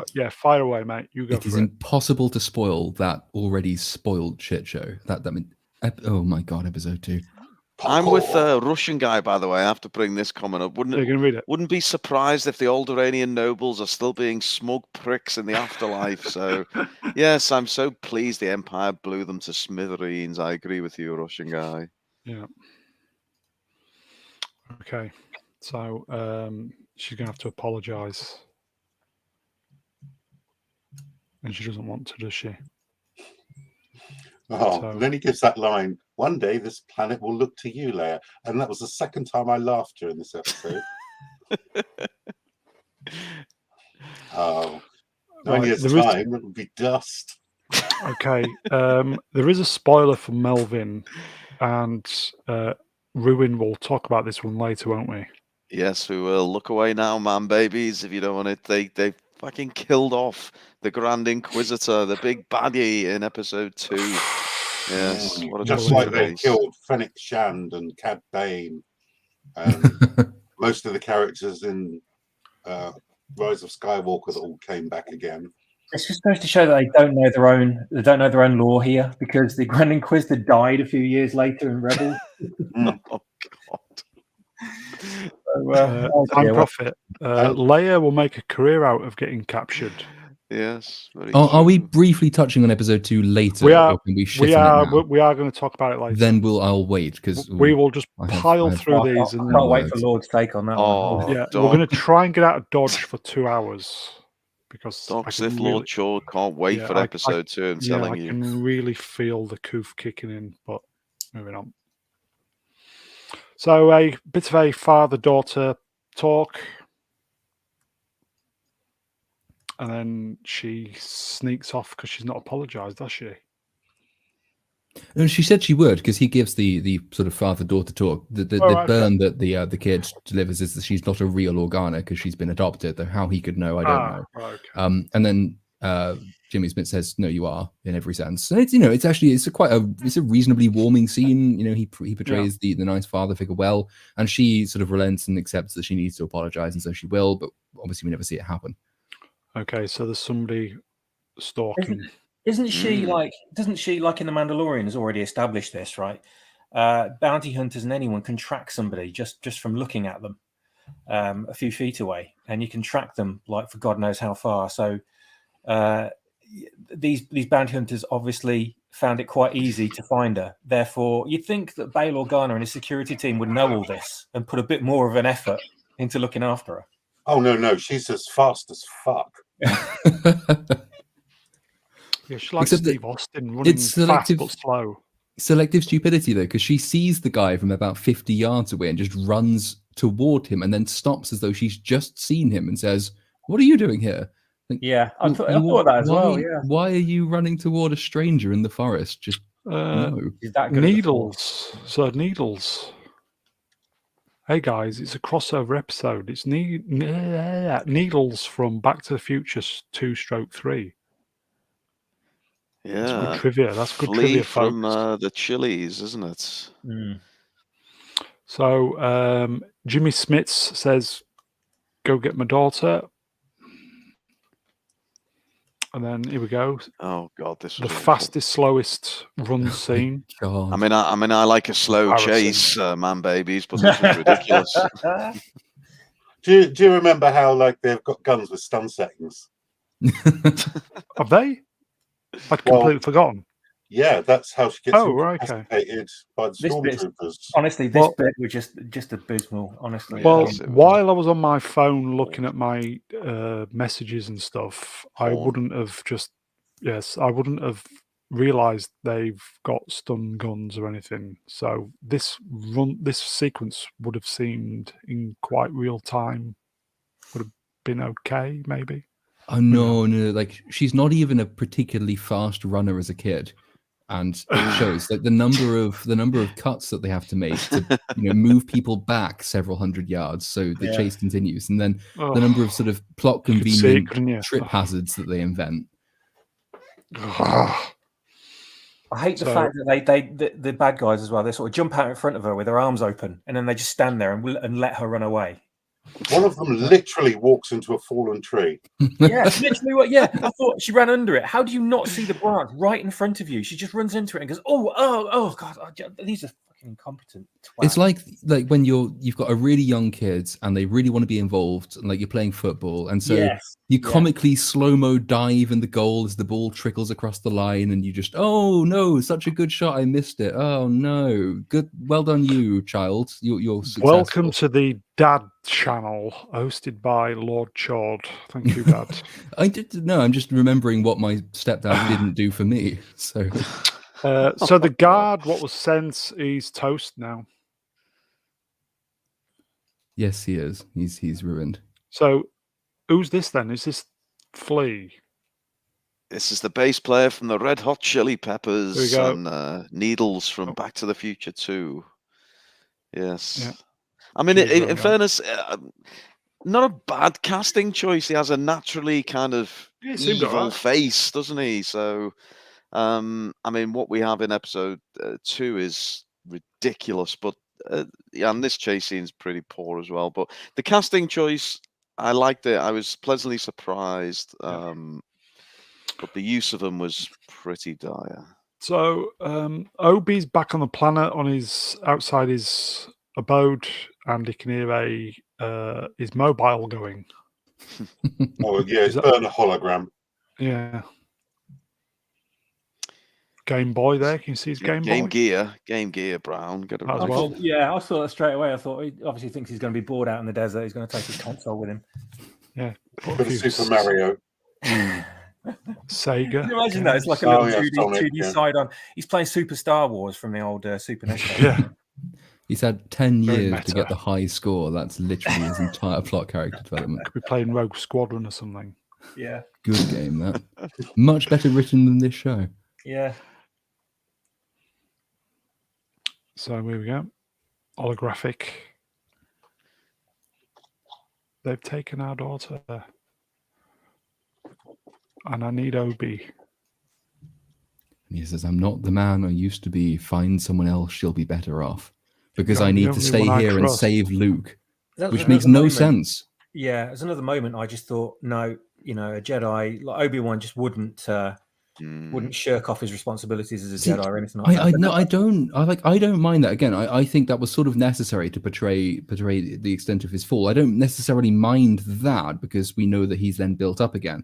The problem is he doesn't go to save Leia because he thinks he's too shit to do it, and if he tried, he would ruin her life because he needs to stay and save Luke, who is more To important. ruin his life. So, like, yeah, surely if he thinks Luke is more important, but he will ruin the lives of any child he's near, then he should go and save Leia. That it just doesn't make sense as reasoning. There's no sense of self-worth in the character at all there. He's got absolutely no self-belief, yet he somehow thinks he can save Luke, but no one else. I just put that down to the fact that he, it's too far to go. Something will happen to me on the way. But still, I thought it is a bit sort of self-defeatist. It's like when he saw the Jedi earlier on that kind of tries to seek him out for help. And he says, "Oh no, it's time for it's the time of the Jedi is over." I thought, no, he would not say that. He would just say, he would say something like, "We must bide our time and use our abilities in other ways. Go and live a normal life and wait until the time is right." Instead of just saying, "Oh, fucking Jedi, forget about them." Time Prophet, how come he's so shite as a Jedi and yet good enough to fight Darth Vader when he's like 80? Lol.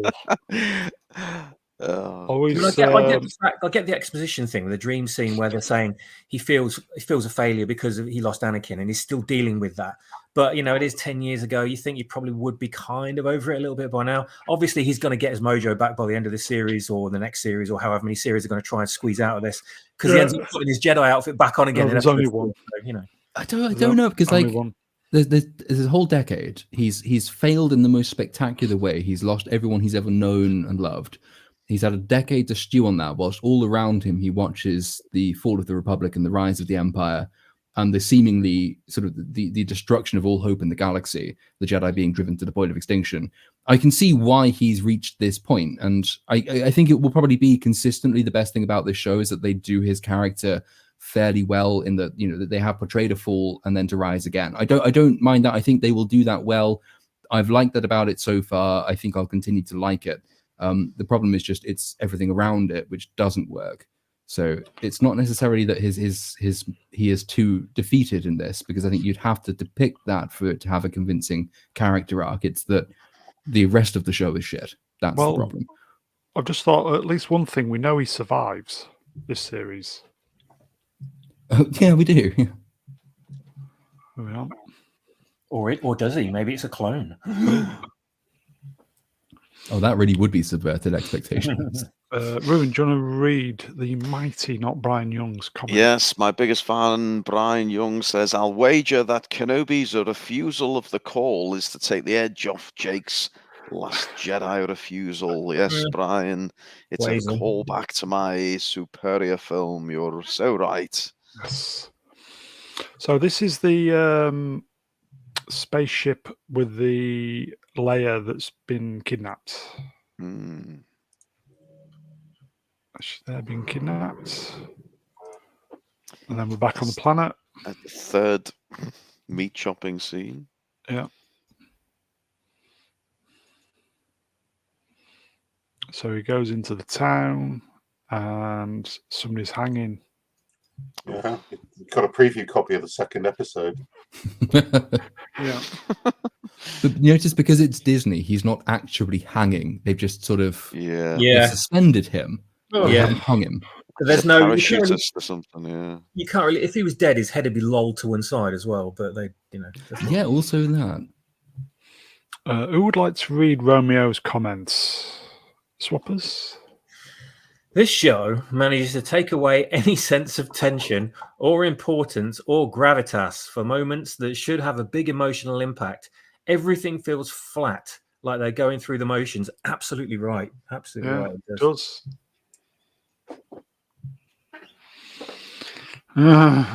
Okay, so he's there. He's deaded, isn't he?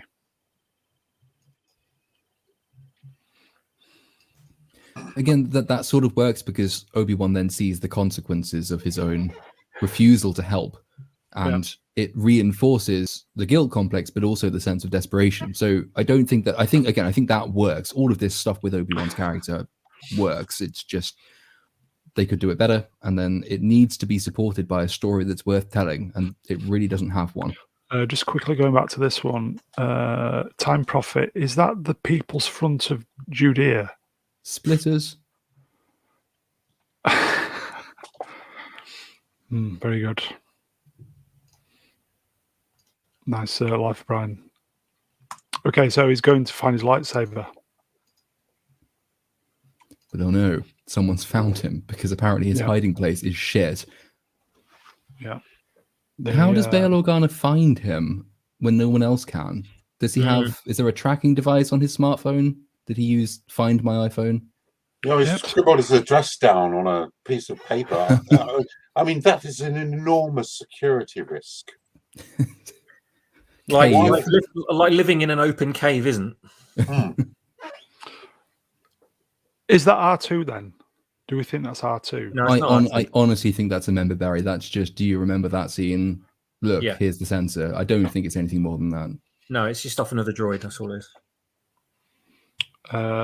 Franco, it's the Popular Front of Judea. Or the Judean People's Front. Yeah. Fuck off. Yeah. So here we go. Z, is that a moisture evaporator on the left? Oh, yes, sir, but not a fully functional one. Its control board was stolen by a Jawa, filthy bastards. I thought they'd brought it back, though, and bought it back uncleaned. So, okay. Obi-Wan has a hole at the front and the back of his cave. Mm-hmm. It must get a bit breezy in there. Is that the same cave from Star Wars? Well, I don't think he lived in a cave in A New Hope. He had a semi-detached. You can just imagine if there's like just a hint of a sandstorm, how unbearable it would be in there.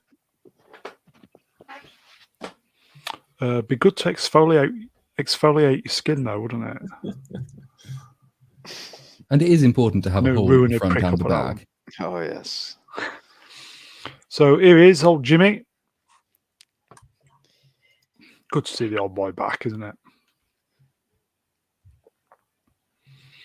Why did he come to see him?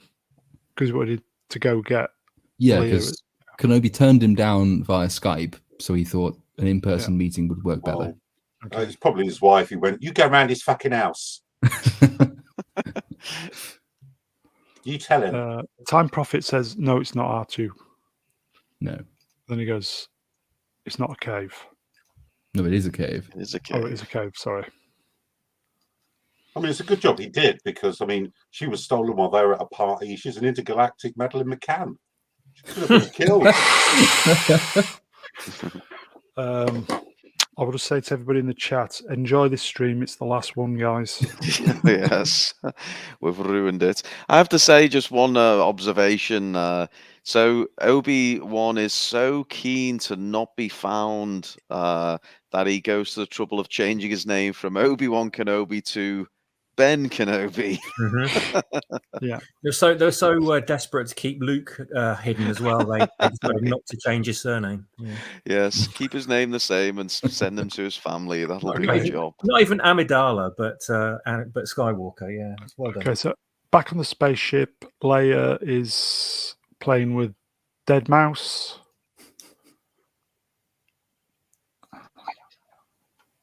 Oh. Dead Mouse is cutting the something. Yeah, that must have been great, wasn't it? A parent's got, oh look, we got this little cute little ladybird droid. It's got a fucking buzzsaw on it. Yeah, it's a saw. Yeah, that's just what you give a little girl, isn't it? This is the only reason this droid exists, is so they can add these little sort of moments, and so she's got someone to talk to when she's out on her own, because she doesn't actually need anything or anyone, because we know she's a strong, independent little girl. But they're just stuck it in there for A, merchandising, and B, so she can get out of tight spots, although she still doesn't get out of it. and see there's something to a little kid. Empowered by Oh, I this. want one of those. Oh, look at that cute little droid. You know, it's. Oh, God, it's Are you not feeling empowered by this then, Swappers? me feeling empowered. Why would I feel? Yeah, empowered? watching this. He's not a 10-year-old girl. Are Stunning you? and Maybe you brave, are. you know? Like a little girl. Moving on quickly. Someone busts in and says, "Fuck off! You're not as good as Daft Punk," and destroys Deadmau5. Yeah, so that's the EDM off the menu for the time being. Oh, That's not going to get rebuilt at all, is it? I love Dead it. Mouse, you need to put a copyright strike in against these fuckers for that. So, meanwhile, somewhere there's sand. Obi-Wan busy not protecting himself from the harsh twin sons. And Well, one of the that's how he ages. Yeah. few characters that could wander around the deserts of Tatooine and not get attacked by some random buried creature. Yeah. Not one being springs How out does of he the sand know- and tries to eat him. I was really looking How- forward to that. A wild Machamp appeared, and then he gets How attacked by how does he know 8-armed where monster. this thing's buried anyway? That Google really Maps annoyed did. me. There's Yeah. no It landmarks. Yeah.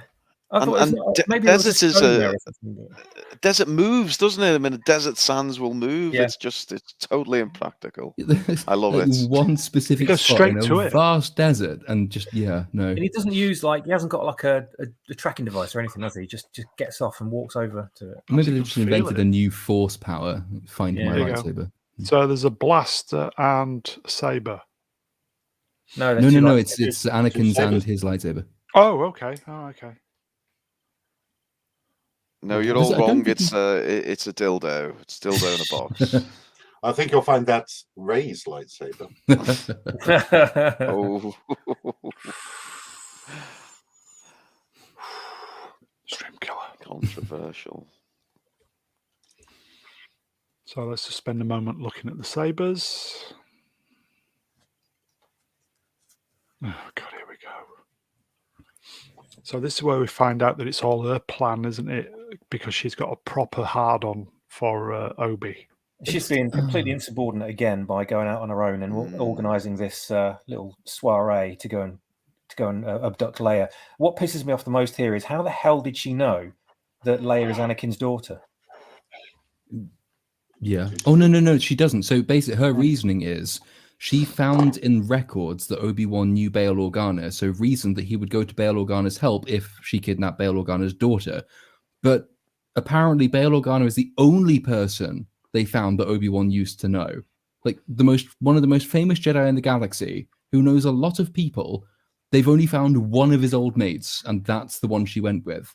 But if that's the reasoning, you could have applied that to anyone. Well, what happened to Drax? Has he still got his cafe? Just go and kidnap him, and then Obi-Wan will come and save him. That's the extent of her planning. So she was saying Bail Organa's the father. Right, okay. I misheard it when I was watching the stream. Well, earlier yeah, on. it's she doesn't know who Leia is, but she knows that Obi-Wan was friends with Bail, so she goes and kidnaps Bail's daughter and knows she reasons speculatively, to say the least, that Bail will turn to Obi-Wan for help. So there's a lot of reaching involved to make sense of her plan here.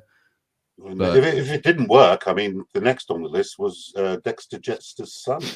Yes, yeah. I found a link between the two of them. It's an There you awfully go. contrived plan. Sorry, I said Drax earlier. I meant Dexter. I Great got man, my baby. Drax. mixed up. Drax is Moonraker Also, Guardians of the Galaxy and Moonraker and Moonraker. Yes. and Moonraker. And here he is, looking like the most conspicuous Jedi ever.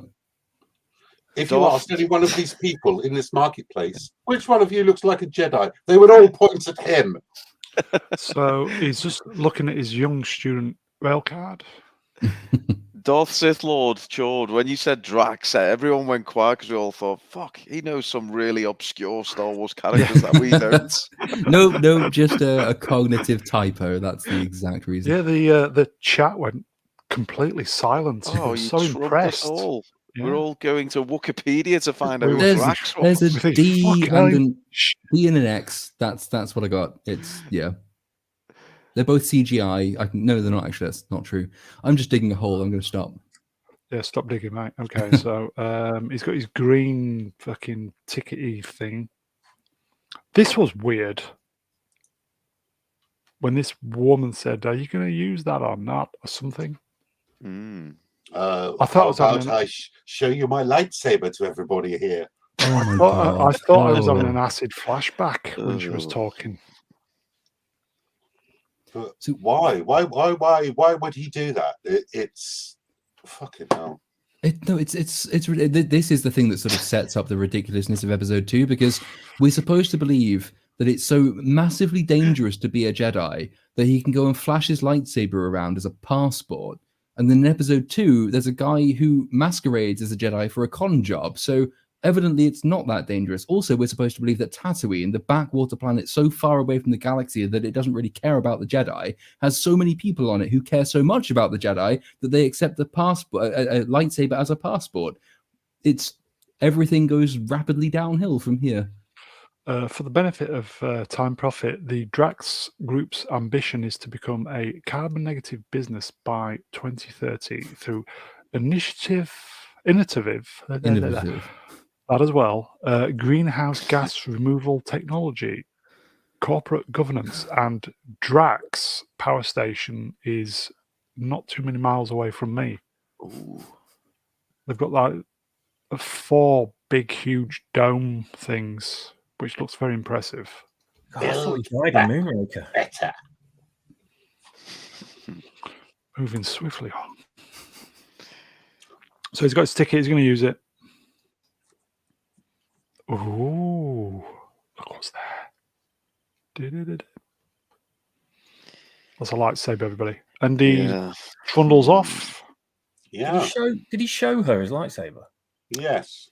No, he was just pleased to see her. He showed the audience. Okay, But unlike so- Mando, who has to store all his weapons, he can just take his on board. Mm. that's it, folks. That was episode 1. And that's the best of the 2. Oh, By some considerable distance. Are we going to leave it there? Or do you want to quickly talk about Ep 2? I think there's a few things that need to be said about episode 2 if we're not doing another video until the end. So I think we're in overtime, folks. So I'll just say, please consider donating to the channel. Links, description, blah blah blah. If you're not already subscribed to the channel, please subscribe. I know you guys are. So I think after tonight and some of the comments that the panel have been saying, I think it's going to be a while before we're back. Probably, 3-4 months, if ever. But this is where I think we're just going to go into a little bit of overtime for episode 2. So let me get my graphic on screen. Let's get the peeps back up. And who's seen episode 2 first off? I have twice. And who would it give the most pleasure to starting first? A 5-year-old with mental abilities. That's you then, Z. Go on then. It was horrible. I just after the lightsaber thing, I groaned, and then I loaded up the next episode, and it started, and oh my god, it is just typical Disney drivel in the second episode, which I lovely call episode 2, the parkour episode.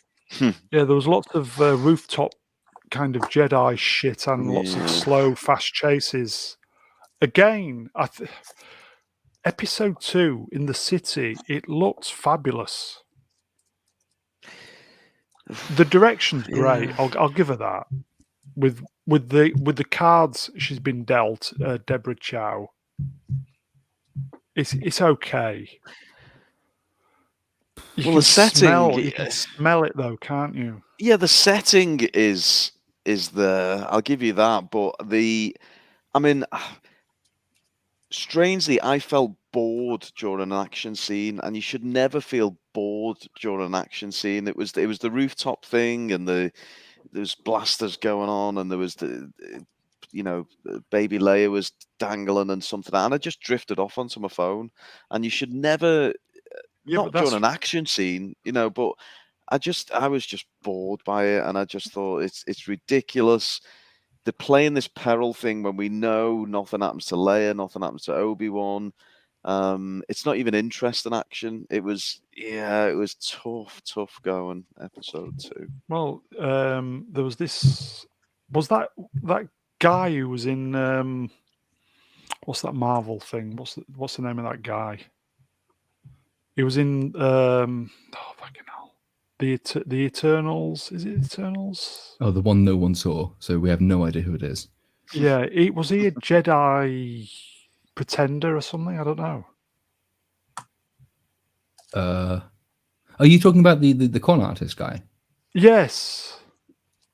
I didn't even know. Well, I've not Eternals. I've still not seen, so I didn't know he was in there. So like, I thought the action sequences were probably the least offensive thing about it. So in the first place, episode 2 ruins its own setup and its own world building because, as mentioned, you have supposedly it's incredibly dangerous to be a Jedi now. We've now seen Obi-Wan use his lightsaber as a passport, so it's not that dangerous. On this new planet, is it Daiyu, which I thought were islands that the Chinese wanted to steal from the Japanese, but it's also a planet in Star Wars. There's a guy who sets himself up as a Jedi con artist, but he's secretly a good guy because though he's taking people's money, he's also helping them get off-world, though we don't know why they want to get off-world because we know nothing about the world. But it's evidently not that dangerous to be a Jedi if you have people dressing up as them in public and conning people out of money. But the biggest fuck you to the audience with episode 2 was the fact that, bear in mind, like one of the first times we see, well, the first time you see any hint of relationship between Obi-Wan and Leia in A New Hope is the hologram when she says, "A long time ago, you served my father in the Clone Wars. Help me, Obi-Wan Kenobi, you're my only hope." A long time, you served my father in the Clone Wars. That's the thing she remembers. Episode 2's premise is that she is kidnapped. She goes to the first alien world she has ever visited. She sees gunfights. She gets rescued by Obi-Wan Kenobi. She sees his lightsaber. She's chased by a bounty-hunting dinosaur. She's chased by Space Moses. Obi-Wan is chasing her as well. There's gunfights. She sees the lightsaber. She falls off a roof. He uses the Force to save her. And they now get to go off on an intergalactic adventure together. He's keeping her away from the Inquisitors. A New Hope says, "Oh, you used to know my dad once." Well, that's the thing you remember? How? Like, this entirely undermines the setup for A New Hope. This is deliberately fucking with the original trilogy. It makes no sense in the context of what we already know goes on to happen. Why would she appeal to him on the grounds that she knows his dad? That he knows her dad. And not, hey, remember that time when you saved me from a dinosaur? That surely is a little bit more memorable. But like, it's completely intruding now into the original trilogy, which is always a risk with prequels. And you know it's going to get worse because of what we know from the leaks with the way in which Luke Skywalker will probably be saved. He will see lightsaber fights. Obi-Wan will give him his T-16 toy, and he won't remember any of this come A New Hope either. So we know it's going to continue to fuck with things. But just the way and the complete disregard for the thing that kicked the entire franchise off is astonishing. Not counting all of the massive writing cock-ups in this show itself. Episode 2, when the evil new character, what's her name, Reva, finds Obi-Wan, corners Obi-Wan. Her plan has succeeded. She's about to find him and fight him, and then the Grand Inquisitor turns up, and she's like, "He's behind that box over there," and he says, "We can't let your incompetence let him escape again." And so she stabs him. None of this makes any sense, but the most important bit is that it's fucking with the original trilogy, and that's anger making. There endeth the rant. But you're enjoying it, yes? Oh my god, no. My favourite bit about that scene you've just described, the where they're tracking Obi-Wan, is where our favourite Inquisitor Reva is wandering around saying, "Obi-Wan, I can hear you."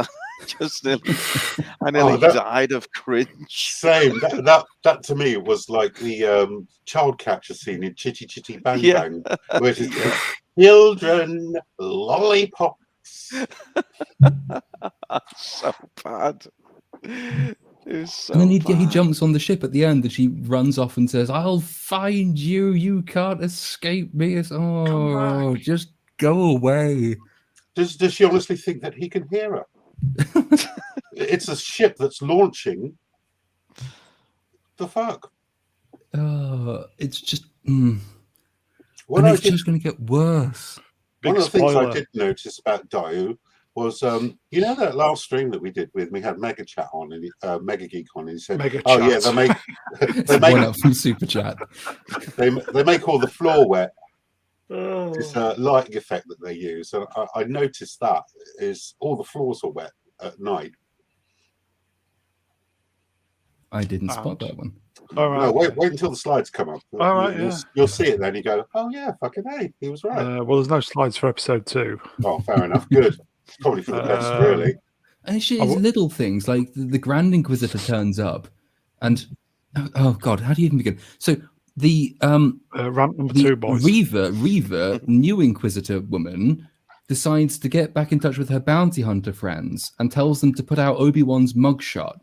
Okay, but there aren't many Jedi left, and he's one of the famousest and biggest Jedi there are. Why is his mugshot not already everywhere? Why is that not a thing? And you then would she think he does was that. Top of the FBI's wanted list. Would you Yeah, not?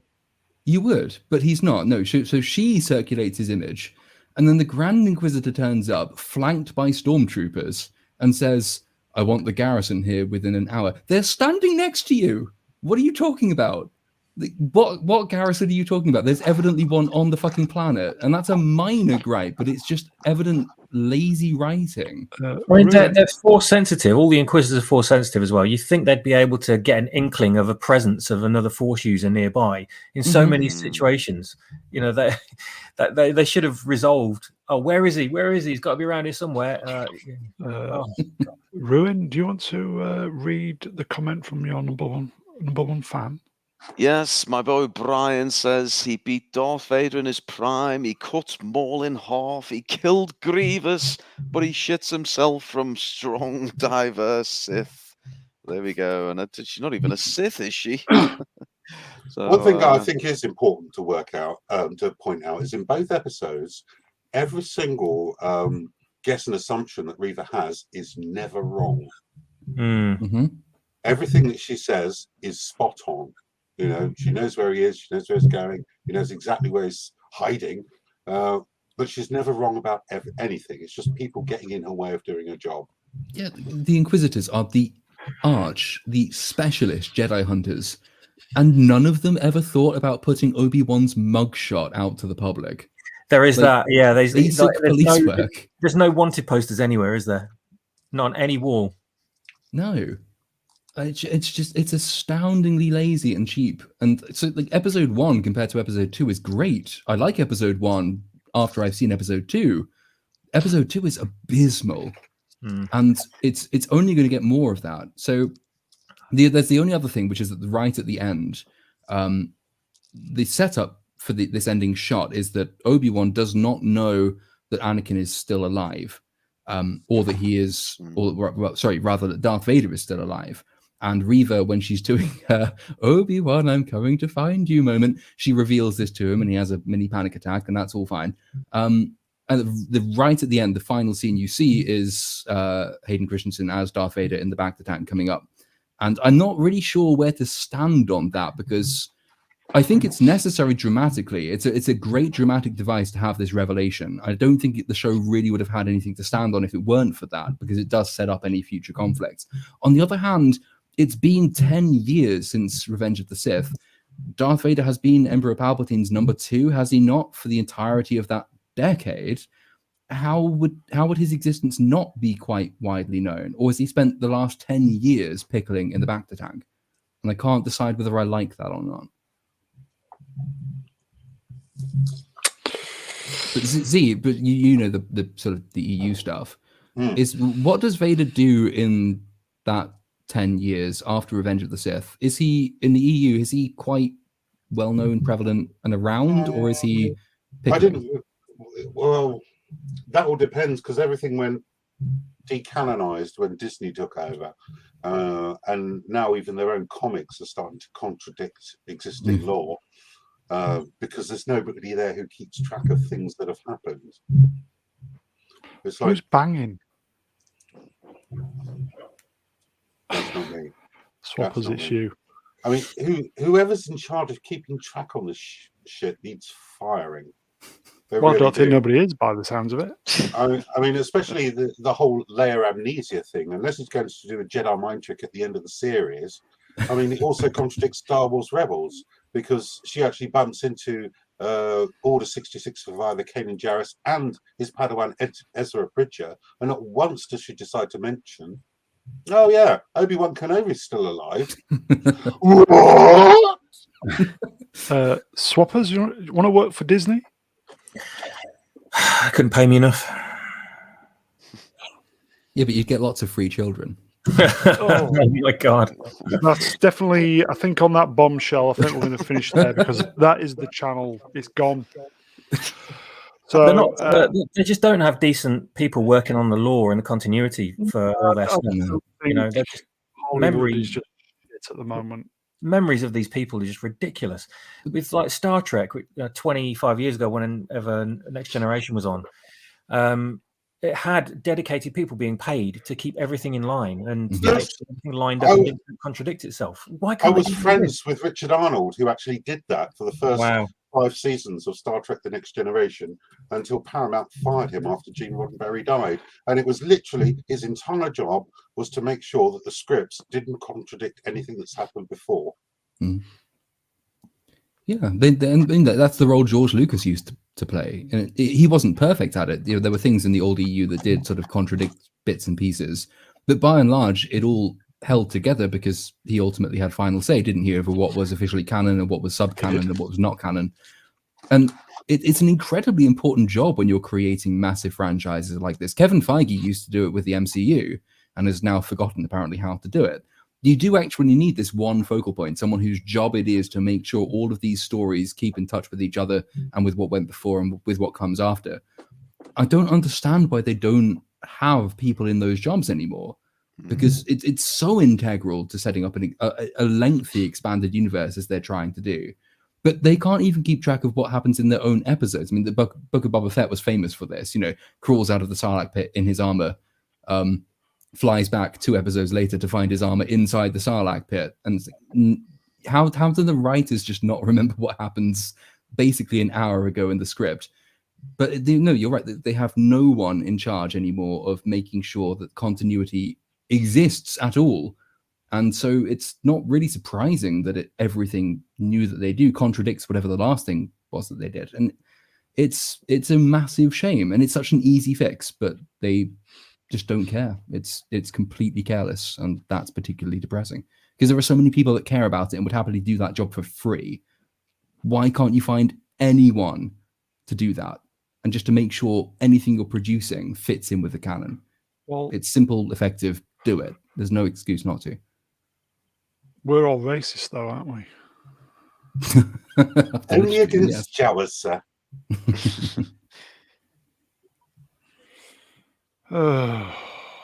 It's sad, isn't it? And we all know exactly the way this series is going to go, and we can pretty much plan out the next few episodes.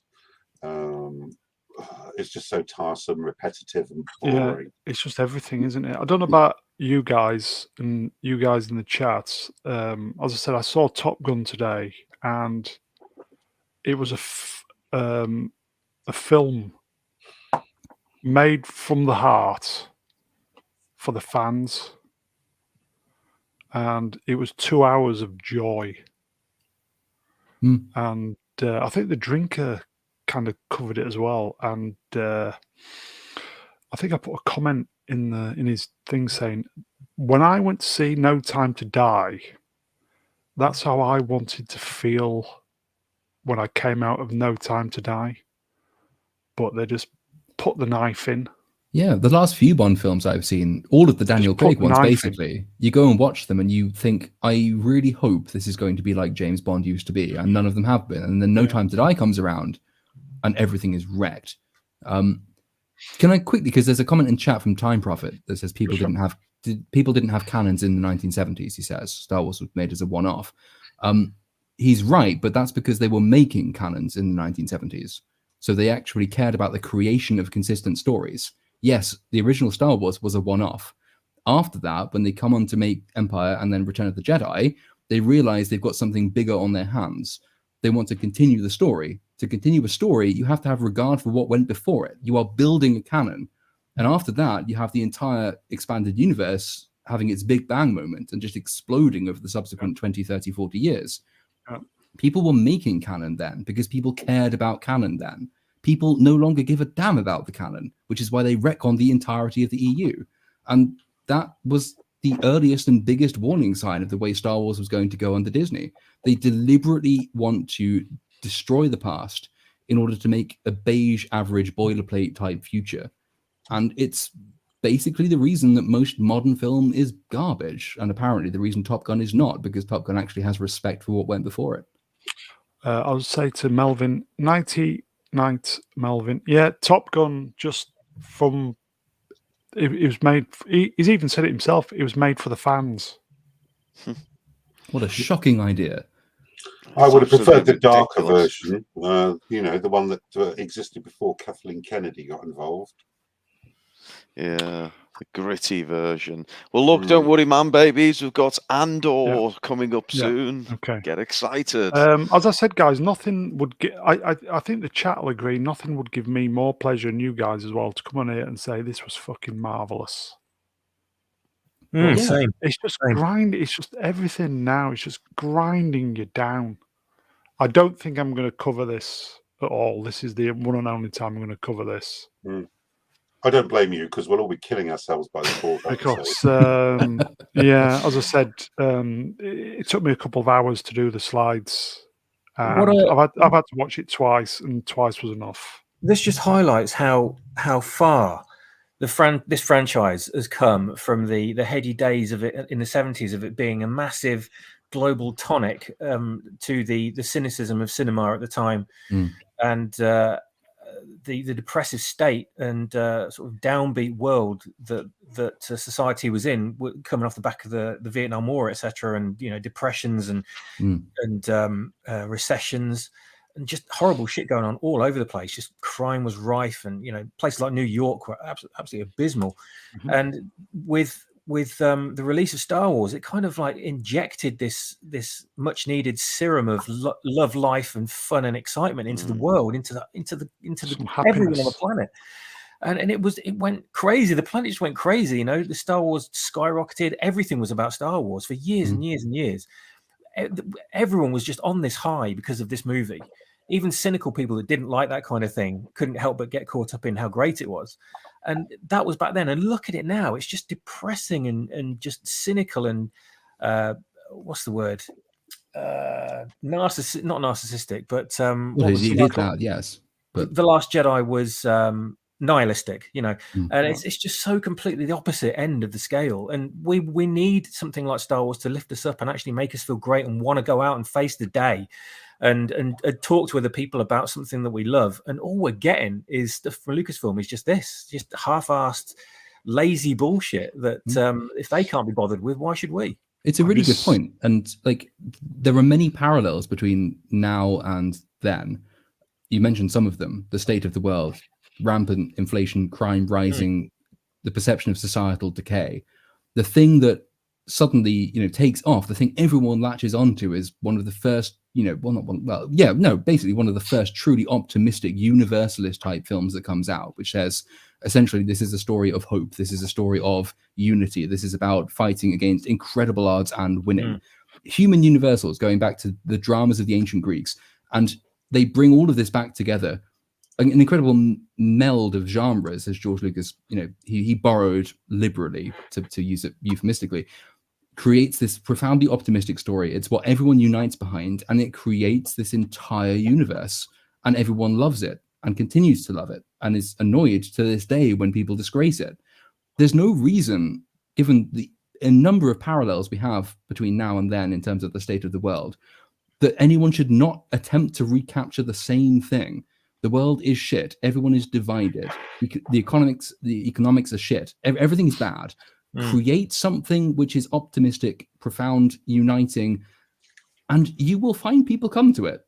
People do not want to continually be told how miserable they are in their lives and how their world is falling apart. People want to see a uniting cultural moment. Star Wars was that moment. There's no reason it couldn't be again. They are missing a trick by not saying, we will try to recapture the spirit of what made this thing in the first place. Instead, they are just delving further into the societal decay and malaise that we're experiencing today. Yeah, and that's why we hate it. Yeah, we really do need that now as well, you know. Definitely. Sorry for going back to Top Gun. As I said, this morning I woke up, munched on toast, watched the first episode of this, and it's just like, oh, the fuck. It's like going backwards, isn't it, after watching Top Gun? I was just in a fucking bad mood after watching this because I just know how good this could be. Yeah, we can all see the potential. And we've seen fan films and we've read books and stuff all about this period and about this character and what happened between, you know. And they were all good and they all fitted and they're all logical. They're all really well written. And this is just amateur hour compared to all those. And you just think, Disney, what the fuck are you doing? The message. And so I went to see Top Gun, and it was just 2 hours of joy. Right. Pure entertainment. Pure entertainment. There was I'd say for half the film I was fighting back the tears on a couple of scenes. Yeah, I've heard a few people say that. So good. It's just so good. I don't even think you'd need to really like the first one because obviously the first one was from a different time. But this was just, as I said, Tom Cruise said, we made this for the fans. And I genuinely hope this makes $1 billion just to stick fingers up. Just like Spider-Man did. Yeah, just to stick the fingers up at the studios saying, fuck you with your message. Yeah. When people feel, as I said, I'd been locked in for 18 months and I was desperate to see No Time to Die. I just wanted that moment of being lifted and entertained. And what I got was my hero being killed for no fucking reason at all other than the message. And I left with my head pointing down after No Time to Die. Yeah. Today I left Top Gun. I was fucking buzzing. Well, it's been a long time since I've been to a film and I've been buzzing. This is why we all love cinema, wasn't it? That feeling of walking out the movie theatre and just being buzzing from what we just seen, and desperate to go back in, desperate to talk to other people about it, desperate to chat on the way home to everyone that saw it with you. Amazing experience. What we'd wait for at the end of the week, go to the cinema, seeing a film and just loving it, having a wonderful, exciting experience, and then just nothing but talking about it, collecting the merchandise and waiting for it to come out on DVD or whatever. And they just used to be great experiences like that. I mean, you look at it now and you just think, what a wasteland. As I said, whatever you think of Tom Cruise, the guy's a professional. Yeah. And just go see Top Gun. You will just not be disappointed. You tempted me to go and watch now, and I'm not even. I think I'm going to go now. If anything, just to say fuck you to Disney, fuck you to Warner, fuck you to the other studios, Marvel. Just CBS. go, CBS. The coof's kicking in as well now, so I'm getting a bit. When are all these studios gonna understand that we do not want to see the world we live in our fantasy? Go see Top Gun and they might start, hopefully. Yeah, they need more examples like that, don't they? Yeah. Anyway, we're going to finish on that. So, chat, you're wonderful. Steady numbers have stayed with us, considering that we're only tiny. Chat, you always bring your A game. We're all in this together, boys and girls. So thank you very much. I will thank the guests. Z, thank you. Oh, thank you very much. Sorry I was late, and We're nothing without the chat, you big bunch of racists. Yeah, it's probably going to be the last stream for many months, but at least we went out in style. Inquisitor Swappers, thank you for watching it. I know you didn't want to, but I think you needed to share the pain on a more personal level. I don't mind watching it, to be honest with you, even though it's like, like pulling teeth. I don't watch it because I just regard it as it's not Star Wars. It's just someone sort of playing with what Lucas made, and it's not genuine Star Wars. So I can kind of objectively look at it from a distance and sort of just snigger and just think, yeah, whatever.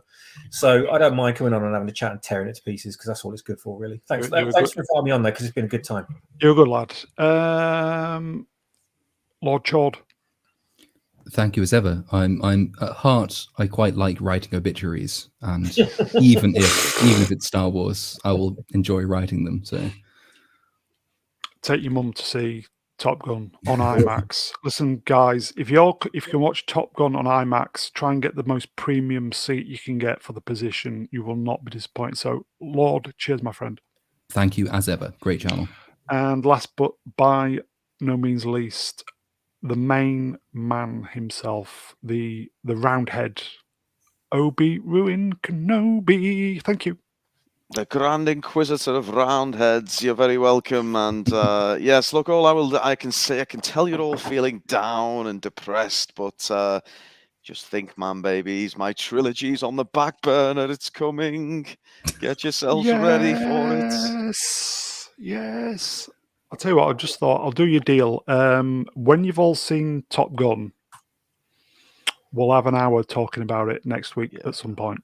Oh, deal. Sounds like a plan.